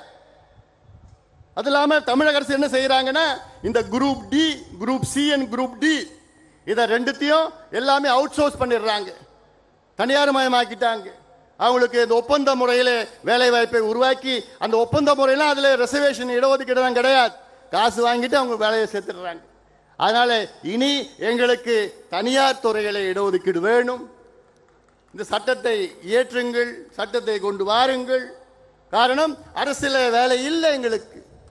அதே போன்று தமிழக அரசு ஆட்சி வருவதற்கு முன்பாக நீங்கள் ஒரு சத்தியம் செய்தீர்கள்.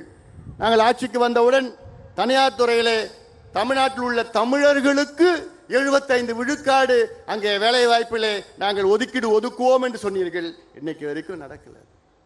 அது ஒரு பக்கம். அடுத்தது நாங்கள் சொல்வது, ஒரு உதாரணம், ஏதாவது ஒரு அரசு திட்டம் நீங்கள் செயல்படுத்துகிறீர்கள் என்றால் அந்த அரசு திட்டத்திலே நம்முடைய மக்களுடைய நிலங்களை பிடுங்கி அவர்களை அச்சுறுத்தி குண்டர் சட்டத்திலே போட்டு அவர்களை சிறையில் அடைத்து அவர்களுடைய இடங்களை பிடுங்கி கொண்டிருக்கின்ற அரசு, தமிழக அரசு. இனி அது நடக்காது, நடக்க விட மாட்டோம். அதாவது நான் ஆட்சியில் இருந்தோம்னா, நம்ம ஆட்சியில் இருந்தால், நான் முதலமைச்சராக இருந்தால் என்ன பண்ணும் தெரியுமா? ஒரு உதாரணம், என்னுடைய ஆசை சென்னையிலுக்கும் கன்னியாகுமரிக்கும் ஒரு 10 வழி சாலை போடணும். சென்னைக்கும் கன்னியாகுமரிக்கும் 10 வழி சாலை, கிரீன்ஃபீல்டு. அது எப்படி நான் செய்வேன்னா, நிலத்தை நான் போய் விவசாயிடம் கேட்பேன், ஏன்னா இது அவசியமானது என்று கேட்டு அந்த விவசாயி நிலத்தை கொடுத்தாங்கன்னா அந்த விவசாயிய இந்த திட்டத்திலே ஒரு பங்குதாரராக நான் சேர்ப்பேன். ஒரு ஸ்டேக் ஹோல்டர். ஸ்டேக் ஹோல்டர்னா அந்த நிலம் எவ்வளவு கொடுக்குறாங்களோ அந்த திட்டத்திற்கு அவங்களும் பங்குதாரர், ஷேர் ஹோல்டர். அவங்களுக்கு மாதம் அவங்க பேங்க்ல போய் பணம் போய் சேரும். இந்த டோல்கேட்ல கலெக்ட் பண்றான் பாரு காசு, எவ்வளோ கோடி கணக்கான, ஆயிரக்கணக்கான கோடி, அதுல 3ல் 1 பங்கு கொடுத்து நிலம் கொடுத்த விவசாயிக்கு மாசம் போய் சேரும். அப்ப என்ன பண்ணுவான் விவசாயி? விவசாயத்தில் நட்டம் எடுத்துக்குங்கன்னு சொல்லப்போம். இதுதான் முறையானது. ஏன் இப்போ பரந்தூர் விமான நிலையம் 5000 ஏக்கர் எடுக்கிறீங்க, அதில் கிட்டத்தட்ட 3200 ஏக்கர் விவசாய நிலம், தனியார் நிலம். அது அந்த விமான நிலையத்தில் அங்க இருக்கின்ற விவசாயிகளை பங்குதாரராக சேருங்க. ஏன் அவங்களை நீங்க அகற்றுறீங்க? ஏன் அது அதானி அம்பானி மட்டும்தான் அது கொடுக்கணுமா? அதற்கு முதலாளி அதானி அம்பானி மட்டும்தான் இருக்கணுமா? ஏன் அங்க இருக்கிற விவசாயிகளும் அந்த விமான நிலையத்துக்கு முதலாளி ஆக்குங்க, அவங்களுக்கு பங்கு கொடுங்க, ஷேர்ஸ் கொடுங்க, அவங்களுக்கு மான மரியாதையோட வாழ வையுங்க. இதைத்தான் செயல்படுத்த வேண்டிய. இவ்வளோ திட்டம் இருக்குயா எங்க கிட்ட, எவ்வளோ திட்டம் இருக்கு. ஆனா அந்த அதிகாரம் தான் கிடையாது. நீங்க மட்டும் நினைச்சு அந்த அதிகாரத்தை நீங்க மட்டும் கொடுத்தீங்கன்னா தமிழ்நாட்டை சிங்கப்பூருக்கு நிகராக எங்களால் மாற்ற முடியும். அது எங்களால் மட்டும்தான் முடியும், நம்மளால் மட்டும்தான் முடியும், வேற யாரால முடியாது, யாரும் தெரியாது. ராத்திரி 2 மணிக்கு என்னை எழுப்பி கூப்பிட்டா, எழுப்பிட்டு தமிழ்நாட்டில் என்ன பிரச்சனை இருக்கு, ராமநாதபுரம் மாவட்டத்தில் என்ன பிரச்சனை இருக்குன்னா 2 மணிக்கு நான் சொல்லுவேன். நான் ராமநாதபுரத்தில் இந்த பிரச்சனை, இந்த தீர்வு, அந்த பிரச்சனைக்கு தீர்வு, அந்த ராமநாதபுரத்தில் இந்த ஒன்றியத்தில் இந்த பிரச்சனை, இல்லை ஆர்எஸ்மங்கலம் ஏரியில் இந்த பிரச்சனை, இப்படி எல்லாம் என்னால் சொல்ல முடியும். தமிழ்நாட்டில் 38 மாவட்டத்தில் உள்ள என்னென்ன பிரச்சனை இருக்கிறோ அத்தனையும் எங்களால் சொல்ல முடியும். பிரச்சனை மட்டுமில்லை, அதற்கு என்ன தீர்வுன்னு சொல்ல முடியும் எங்களால். அதுதான் நமக்கும் மற்றவர்களுக்கும் வித்தியாசம். ஆக தமிழக மக்களே, எங்களுக்கு ஒரு வாய்ப்பளியுங்கள். சமுதாயத்துக்கு நான் கேட்க, சமுதாயத்துக்கு மட்டும் நான் கேட்கல, சமூக நீதிக்கு ஒரு வாய்ப்பளியுங்கள். நாங்கள் ஆட்சிக்கு வந்தால் தமிழ்நாட்டில் உள்ள சமூக நீதி, உண்மையான சமூக நீதியை நாங்கள் நிலைநாட்டுவோம். போலியான சமூக நீதி இப்போ இருக்கின்ற போலியான சமூக நீதி போன்று கிடையாது. காரணம், அதில் நாங்கள் ஊறியவர்கள். எங்கள் ஐயா அவர்கள் 45 ஆண்டு காலம் ஊறி இருக்கின்றார்கள். இந்தியாவிலே கிட்டத்தட்ட நினைச்சு பாருங்கள், இந்தியாவிலே 100 கோடி மக்கள் பயன்பெறுகின்ற இடஒதுக்கீட்டை கொண்டு வந்தவர் எங்களுடைய மருத்துவர் ஐயா அவர்கள். 100 கோடினா எப்படி நான் கேட்பீங்க? ஓபிசி ரிசர்வேஷன் அது 27%. இதே போன்ற எஸ்சி எஸ்டி ரிசர்வேஷன் மத்தியில் மருத்துவ படிப்பில் அதில் 22.5 விழுக்காடு ரிசர்வேஷன். ஆக கிட்டத்தட்ட 100 கோடி மக்கள் பயன்பெறுகிறார்கள் என்றால் அதற்கு ஒரே காரணம் எங்களுடைய மருத்துவர் ஐயா அவர்கள் தான். ஆக இதையெல்லாம் மாற்றி அமைக்க நாம் எல்லோரும் இன்று இனி வரும் காலத்திலே ஒன்று கூடுவோம். மீண்டும் சொல்கின்றேன், என்னுடைய அன்பு அண்ணன் காடுவெட்டியாருடைய அன்பு கனவு, ஆசை கனவு, நாம் ஆள வேண்டும், நாம் ஆள வேண்டும். அந்த காலத்தில் எப்படி வாழ்ந்தோம், எப்படி வீழ்ந்தோம், இன்று எப்படி இருக்கின்றோம், இதை நீங்கள் ஒவ்வொருவரும் மனதிலே வைத்துக் கொள்ள வேண்டும். ஒவ்வொருவரும் மனது வைத்துக்கொண்டு அது வரும் காலத்திலே நாம் எல்லோரும் ஒன்றாக இணைவோம். இந்த கட்சி அந்த கட்சியெல்லாம் பார்க்காதீங்க, வாங்க இந்த அண்ணன் அன்புமணி பின்னால் நீங்கள் எல்லோரும் பாருங்கள். உங்களுக்கு விடிவு நிச்சயமாக உங்களை முன்னேற்றுவது என் கடமை, என்னுடைய கடமையாக நான் பார்க்கின்றேன். ஆக இந்த செய்தி இன்னும் எவ்வளோ பேசிட்டு இருக்கலாம். ஐயா பேசணும், எழுச்சி உரை, ஐயாவுடைய எழுச்சி உரை இருக்கிறது, ஐயா பேசணும். நீங்கள் எல்லாம் இங்கே வந்திருக்கிறீர்கள். என்னுடைய ஒன்னே ஒரு வேண்டுகோள், நான் இந்த மாநாடு நான் கிட்டத்தட்ட ஒரு 1.5 மாதமாக எனக்கு தூக்கம் இல்லை. இன்றைக்கி ராத்திரியும் நான் தூங்க போகிறது கிடையாது. ஏன்னா நீங்கள் எல்லாமே நீங்கள் பத்திரமா வீட்டுக்கு போய் சேர்ந்துட்டீங்க. அந்த செய்தி வந்த பிறகு தான் எனக்கு தூக்கம் வரும். அது வரைக்கும் எனக்கு தூக்கமே வராது. மீண்டும் மீண்டும் சொல்கிறேன், நீங்கள் பத்திரமா எந்த பிரச்சனை இல்லாமல் அமைதியான முறையில் நீங்கள் போங்க. நான் மற்ற தலைவர்கள் போன்று கிடையாது. நீ அத்துமீறு, அது செய், இதை செய்யலை நான் சொல்ல மாட்டேன். நீ அமைதியாக இரு, படித்து வேலைக்கு போ, வேலைக்கு போய் உன் குடும்பத்தை காப்பாற்ற, அப்புறம் கட்சிக்கு வா. இதுதான் என்னுடைய நோக்கம். என்ன, ஒரு என் தம்பியோ தங்கையோ ஒரு வழக்கு கூட நீ வாங்கக்கூடாது. ஒரு வழக்கு, எந்த பிரச்சனைக்கு நீ போவாதையா. ஐயா உங்களுக்கு இடஒதுக்கீடு வாங்கி கொடுத்துருக்கிறாரு, அதில் படித்து வேலைக்கு போ. அதுதான் நோக்கமே, நம்முடைய நோக்கமே அதுதான். அதற்காகத்தான் இங்கே நம்ம கூடியிருக்கிறோம். அதனால் நீங்கள் பத்திரமா நீங்கள் போங்க. அதுக்கு பிறகு நானும் வரேன், ஒவ்வொரு கிராமமாக நான் வரப்போகிறேன். உங்களை சந்திக்க நான் உங்களை தேடி, உங்கள் விடை தேடி, நான் இல்லத்தை தேடி நான் வர இருக்கின்றேன். அதற்கு நீங்கள் எல்லோரும் ஒன்றாக ஒற்றுமையாக இருக்க வேண்டும். இந்த மாநாடை மிக சிறப்பாக இந்த திடலை ஏற்பாடு செய்த நம்முடைய ஆக்ஷன் கிங் ஏகே மூர்த்தி, திருக்குச்சூர் ஆரம்பம் உள்ளிட்ட இங்கே எத்தனையோ பேர் இங்கே இருக்கிறாங்க, மேடையில் இருக்கிறாங்க, இவ்வளோ பேர் இருக்கிறாங்க. ஏன் நில்லுங்களா கொஞ்சம் நேரம். லோக்கல் நிர்வாகிகளா, இவங்களுக்கு ஒரு கைத்தட்டல் கொடுங்க. இவ்வளோ கிட்டத்தட்ட 1.5 மாசமாக இங்கே இரவு பகல் இந்த வெயிலில் போட்டு எவ்வளோ வேலைகள், இந்த பிரம்மாண்டமாக மாநாடு. உங்களுக்கு எல்லாம் நன்றியை நான் தெரிவிக்கிறேன். நான் இந்த மாநாட்டின் சார்பில் நன்றி தெரிவிக்கிறேன். என்னுடைய அன்பு அண்ணன், பாசத்துடைய அண்ணன் CR பாஸ்கரன் அவர்கள் எங்கே இருக்கிறார்? அவர் அவருக்கு ஒரு மிகப்பெரிய ஒரு நன்றி. ஏன்னா அவர் இது வரைக்கும் 20 மாநாடுகள் அவர் நடத்தியிருக்கிறார்.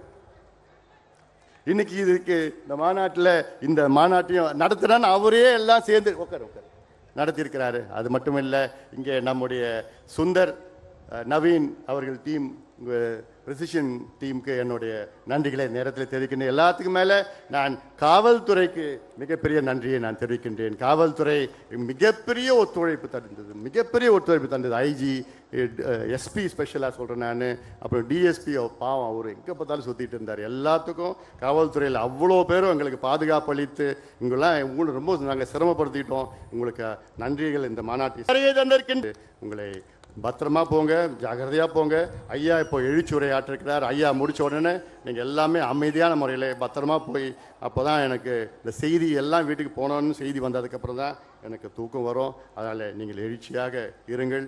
நாம் வெற்றி பெறுவோம். இனமே எழு, உரிமை பெறு. நன்றி. என் உயிரினும் மேலான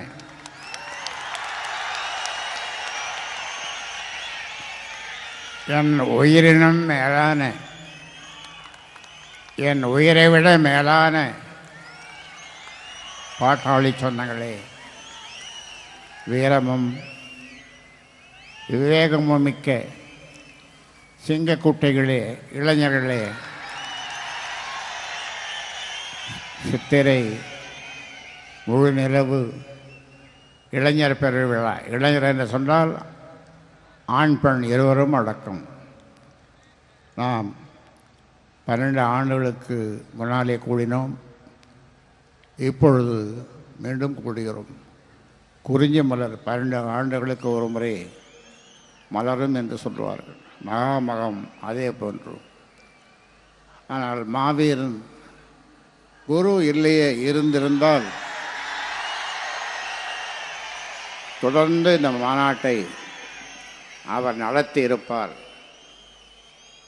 அவர் இல்லையே என்ற ஏக்கத்தோடு பெருமூச்சு விட்டுக்கொண்டு இந்த மாநாட்டை நாம் நடத்தி கொண்டிருக்கிறோம்.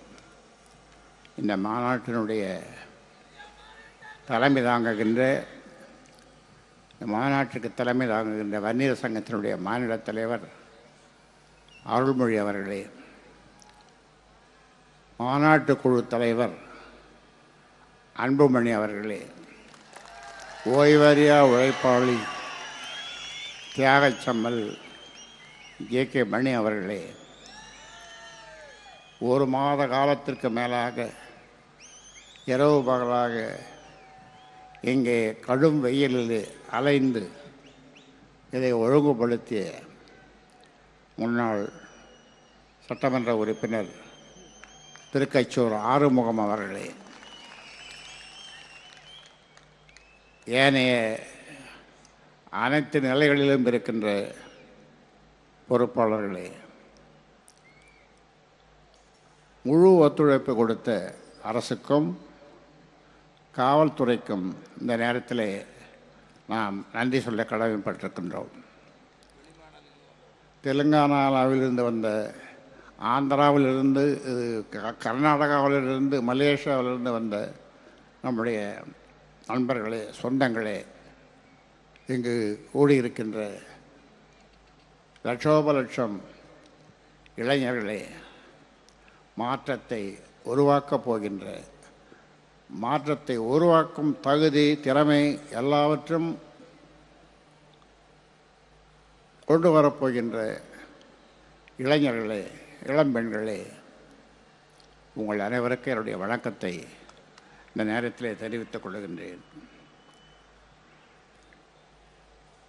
இந்த மாநாட்டிற்கு வந்து சிறப்பு செய்த சமூக முன்னேற்ற சங்கத்தினுடைய மாநில தலைவர் சிவபிரகாசம் அவர்களே,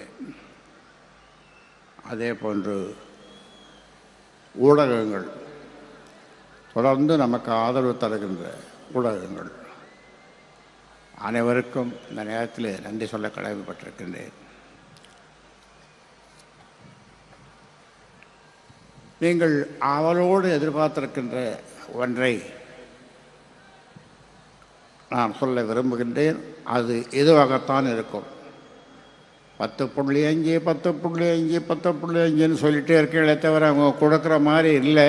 அதனால் போராட்டத்தை அறிவியுங்கள்.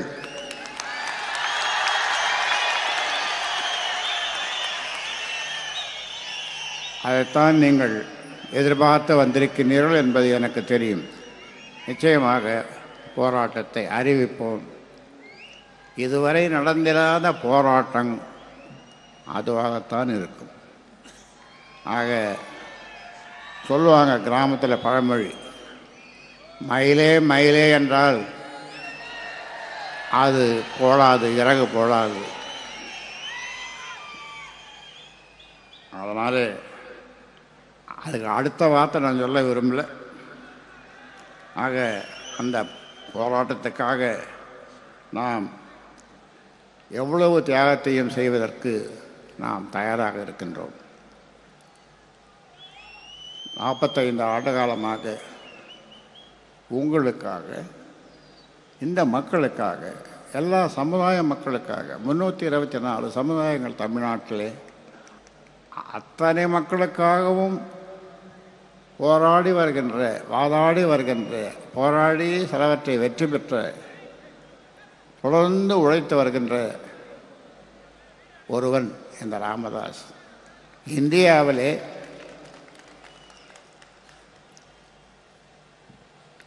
ஜெயபாஸ்கர் எழுதி புஷ்பவனம் குப்புசாமி அவர்கள் பாடியிருப்பார்கள். இந்தியாவில் இதுவரை இது போன்ற ஒரு மனிதரை, ஒரு தலைவரை கண்டதுண்டா என்று நானும் இப்பொழுது கேட்கிறேன். இதுபோன்று 34 வகையான அமைப்புகள், போராட்டங்கள், இடஒதுக்கீடு போராட்டங்கள், சமூக நீதிக்கான போராட்டங்கள் எல்லாம் இந்தியாவில் வேறு யாராவது ஒரு மனிதர் செய்திருக்கிறாரா? யாரும் இல்லை. என்னை போன்று யாரும் இல்லை. ஆனால் நான் இந்த சமுதாயத்திலே பிறந்ததினாலே எனக்கு வெளிச்சம் போட்டு காட்ட ஆள் இல்லை. ஊடகங்கள் மறைத்தார்கள். இப்பொழுது கொஞ்சம் வெளிச்சம் போட்டு காட்டிக் கொண்டிருக்கிறார்கள். ஆனாலும் சொல்லுகின்றேன், என்னை போன்று ஒட்டுமொத்த தமிழ்நாட்டு மக்களுக்கு, இந்திய மக்களுக்கு இடஒதுக்கீடாக இருந்தாலும் வேறு சமூக நீதியாக இருந்தாலும் உழைத்தவர் ஒரு தலைவர். நான் என்னை தலைவர் என்று சொல்லிக் கொள்வதில்லை. இந்தியா கண்டதுண்டா என்று புஷ்பவனம் குப்புசாமி பாடினாரே, யாராவது இருக்கிறார்களா அப்படி? இந்தியாவிலே யாருமே இல்லை. இந்தியாவில் யாருமே இல்லை, என்னை தவிர. நான் இதை பெருமையாக சொல்லிக்கொள்ள தயாராக இருக்கிறேன். ஏனென்றால் எத்தனை போராட்டம் என்னுடைய வாழ்விலே 50 ஆண்டு காலம், 45 ஆண்டு காலம் தொடர்ந்து உங்களுக்காக உழைத்து வருகிறேன். 95,000 கிராமங்கள், 95,000 கிராமங்கள், வடக்கு தெற்கு கிழக்கு மேற்கு என்று தமிழ்நாடு பூராவும் என் கால்படாத கிராமங்களே இல்லை என்று சொல்லுகின்ற அளவிற்கு உழைத்தேன். ஓடி ஓடி உழைத்தேன். குடும்பத்தை மறந்தேன், ஓடி ஓடி உழைத்தேன். 5 நாள் சம்பாதித்து 3 ரூபாய் ஊசி போட்டால் டாக்டர் ஃபீஸ் 3 ரூபாய், அதை வீட்டிற்கு கொடுத்துவிட்டு 5 நாள் சம்பாதித்ததை எடுத்துக்கொண்டு ஊராக சென்று கல்லிலும் முள்ளிலும் வரப்பிலும் வாய்க்காலிலும் சாப்பாடு இல்லாமல், தண்ணி வண்ணி இல்லாமல் இரவு பகலாக இந்த மக்களுக்காக பாடுபட்டு வருகிறேன். ஆனாலும் இந்த மக்கள் நன்றியுள்ள மக்கள். நீங்கள் செய்யப்போவதெல்லாம் நாமும் ஒரு முறை தமிழ்நாட்டை ஆள வேண்டும் என்ற எண்ணத்தோடு என்னுடைய பேச்சை நீங்கள் கேளுங்கள்.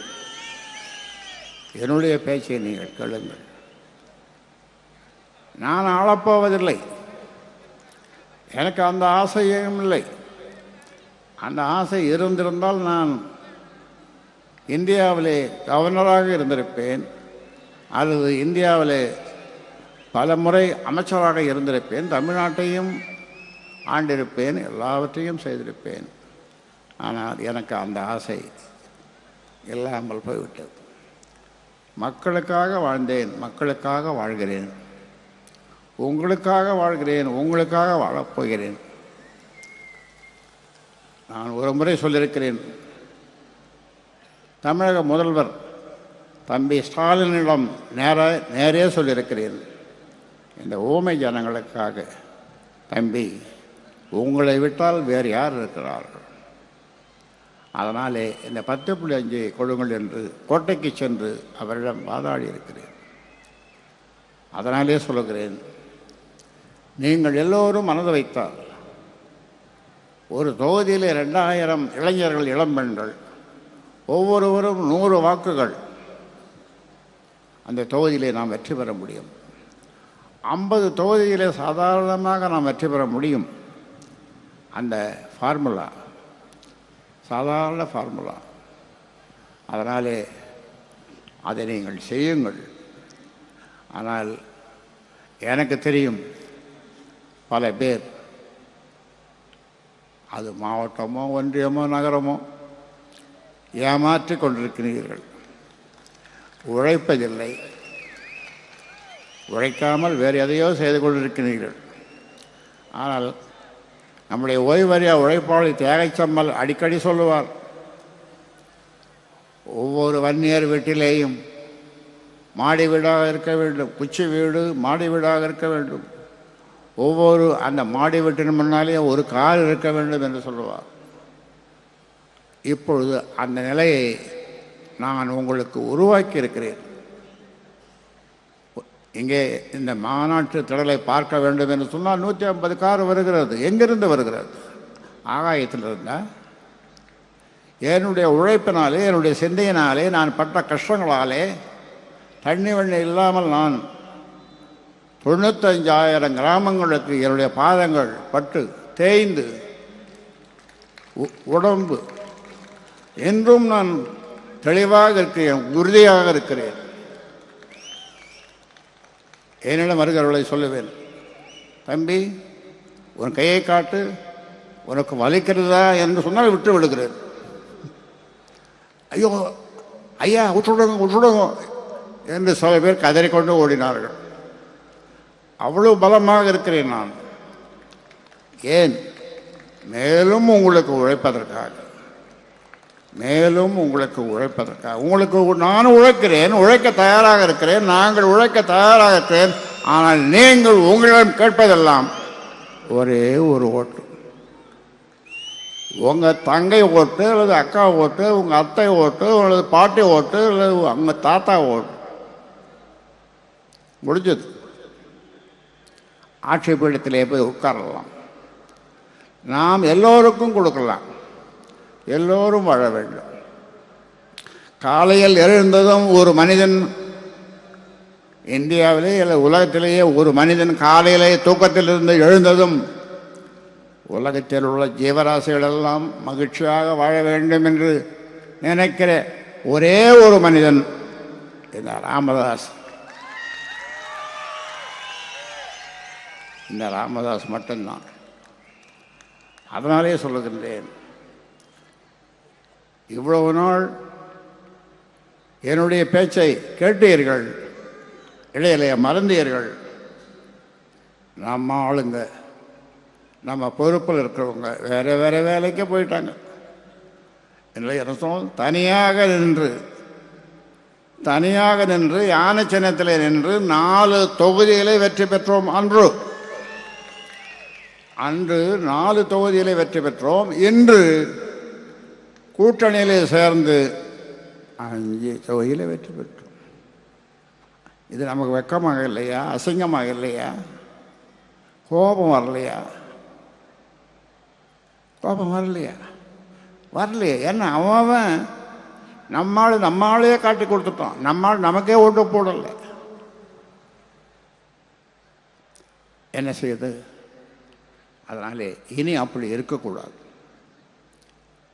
அப்படி நீங்கள் ஏதாவது இருந்தீர்கள் என்றால் உங்கள் ஒவ்வொருவருடைய கணக்கையும் முடித்து விடுவேன். கணக்கையும் முடித்து விடுவேன் என்று சொன்னால் என்ன அர்த்தம்? உங்கள் பொறுப்புகள் உங்களிடம் இருக்காது. வேறொரு நல்ல பையனை, ரியல் எஸ்டேட்டு, செல்ஃபோன் வச்சில்லாத ஒரு நல்ல பையனை, குடிக்காத பையனை, நீ தாண்டா மாவட்டம், நீ தாண்டா எல்லாம் அப்படின்னு சொல்லு. எம்எல்ஏ என்று பார்க்க மாட்டேன். எம்எல்ஏன்னா தூக்கி கடலில் வீசிடுவேன். இந்த வங்க கடல் அல்லது ஏதாவது ஒரு கடல், அதோடு அவன் போனான். இந்த 3 எழுத்து போட்டுன்னு பழைய இது முடிஞ்ச பிறகு இது முடிய போகுது. அதன் பிறகு போட்டுன்னு வீட்டில் இருப்பான். ஏனென்றால் உங்களுடைய கணக்கு பார்க்கப்படுகிறது. உங்களுடைய கணக்கு, உங்களை பற்றிய கணக்கு எடுக்கப்படுகிறது. சும்மா ஏமாத்திட்டு நான் கோட்டைக்கு போவேன்னா எங்கே போகிறது? கோட்டை போய் கிட்ட நின்று வெளியே நின்று பார்த்துட்டு வரலாம். உங்களை நம்பி தேர்தலில் இறங்கினால் அவ்வளோ. சில பேர் கேட்கலாம், எங்கே கூட்டணின்னா, கூட்டணி பற்றி முடிவு செய்வதற்கு நான் இருக்கிறேன், நான் முடிவு செய்வேன். அதை பற்றி நீ ஒன்றும் கவலைப்பட வேணாம். உனக்கு சீட்டு கிடைக்கணும், நீ எம்எல்ஏ ஆகணும்னா நாளையிலிருந்து போய் கூட உழை.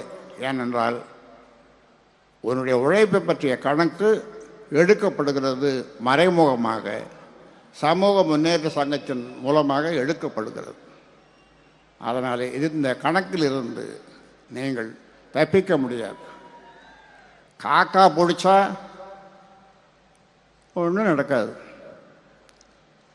கா கா கா கத்தலாம், அது வீட்டு முன்னால் நின்று கத்து, காக்கா காக்கா காக்கான்னு கத்து. ஆனால் உனக்கு ஒன்றும் கிடைக்காது. கிடைச்சதை வச்சுட்டு உழைச்சிக்கோ. ஆனால் இனிமேல் உழைக்கணும். என் தொகுதியை நான் தக்க வைத்துக் கொள்ளுவேன், அல்லது என் தொகுதி வேறு தொகுதியாக இருந்தாலும் அதில் வெற்றி பெறுவேன். 2000 × 50, 2000 பேர் ஆண் பெண் சேர்ப்பேன். அதில் ஒருவர் 50 ஓட்டு என்று சொன்னால் 1,00,000 ஓட்டு வெற்றி உறுதி. இதை மனதிலே வைத்துக்கொண்டு நீங்கள் செல்லுங்கள். இது போன்ற ஒரு அற்புதமான மாநாட்டை யாராவது எங்கேயாவது நடத்த முடியுமா? இறுதி வரை இருந்து ஐயா என்ன சொல்லுகிறார் என்று கேட்டுவிட்டு சொல்லுகின்ற என் உயிரினும் மேலான என் சொந்தங்களே, பாட்டாளி சொந்தங்களே, உங்களால் தான், உங்களுடைய உழைப்பால் தான், உங்களுடைய சிந்தனையால் தான் இந்த சமுதாயம் வாழ்கிறது. இனியும் வாழும். வாழுவதற்கு 50 ஆண்டு காலமாக நான் போராடி வருகிறேன், இனியும் போராடுவேன். ஒரு பொதுக்குழுவிலே சொன்னேன். என்ன சொன்னேன் என்றால், இந்த ஊமை ஜனங்களுக்கு கோலூன்றியாவது காந்தி கடைசி காலத்தில் காந்தி கோலூன்றி நடந்தாரே, அதுபோன்று கோலூன்றியாவது நடந்து இந்த ஊமை ஜனங்களுக்காக நான் பாடுபட்டு உயிர் விடுவேன் என்று முழக்கமிட்டேன். அதனாலே சொல்லுகிறேன், வெளிப்பூச்சு, வெளி வேஷம், வெளி பேச்சு, கூட்டணி, அந்த கூட்டணி, இந்த கூட்டணி, கட்சிக்குள்ளே கூட்டணி, கட்சிக்குள்ளே கூட்டு, இதெல்லாம் நடக்காது தம்பி, நடக்காது கண்ணு. அதனாலே நீ உன்னை திருத்திக்கொள். இல்லை என்று சொன்னால் இன்னும் 2-4 செல்ஃபோன் வச்சிருக்கிற, இன்னும் 4 வாங்கிக்க, பொழைச்சிக்கோ, ரியல் எஸ்டேட் பண்ணிக்கோ. ஆனால் நீ இந்த கட்சியில் பொறுப்பில் இருக்கவே முடியாது, இருக்கவே முடியாது. அது யாராக இருந்தாலும் சொல்லுகிறேன். அதனாலே தனியாக நின்ற யானை சின்னத்தில் 4 எம்எல்ஏ, இப்போ கூட்டணியில் இருந்து 5 எம்எல்ஏ. ஒருத்தன் பக்கத்து வீட்டுக்காரன், நம்ம கட்சிக்காரன், இன்னொரு கட்சிக்காரனை நிற்கிறவனை காலை வாடுறான், தோக்கடிக்கிறான். இது நடக்காது இனிமே. உங்களுடைய நாட்கள் எண்ணப்பட்டு கொண்டிருக்கு. அதனாலே உங்களை நீங்கள் மாற்றிக்கொள்ளுங்கள். இல்லை, மாற்றுவதற்கு ஒரு வருவான், இந்த ராமதாஸ் நியமிப்பான். நன்றாக ஞாபகம் வைத்துக் கொள்ளுங்கள். இனி ஏமாற்றும் வேலை நடக்காது, காக்கா பிடிக்கிற வேலை நடக்காது. நான் அந்த கோஷ்டி அப்பக்கம் போனேன், கிழக்கே போனேன், மேற்கே போனேன், வடக்கே போனேன், தெற்கே போனேன் என்று சொல்லி ஏமாற்ற முடியாது பொறுப்பாளர்களே. அதனாலே உங்களுடைய ஜாதகத்தை எடுத்துட்டு வா, தோட்டத்துக்கு கொண்டு வா, நான் பார்க்கிறேன், உங்கள் ஜாதகத்தை கணிக்கிறேன். உன்னை சனி பிடித்திருந்தால், சனி பகவான் உன்னை பிடித்திருந்தால் ஒழிஞ்சு போ, அவ்வளவுதான்.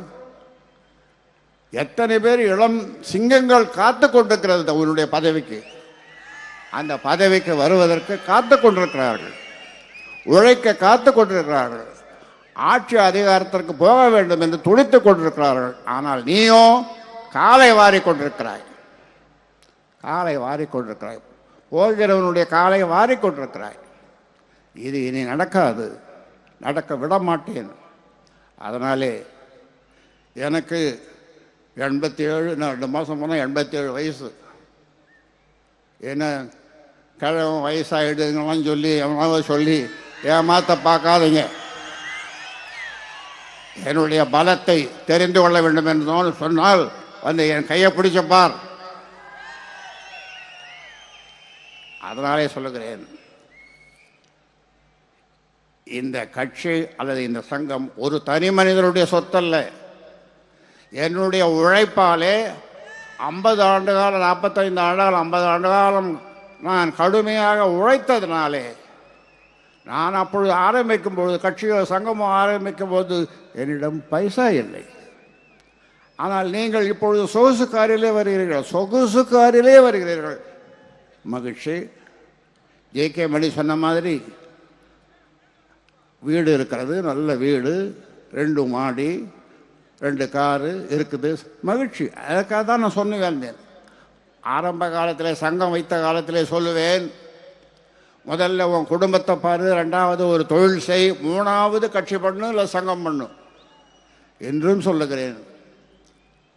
அதே போன்று செய்யுங்கள்.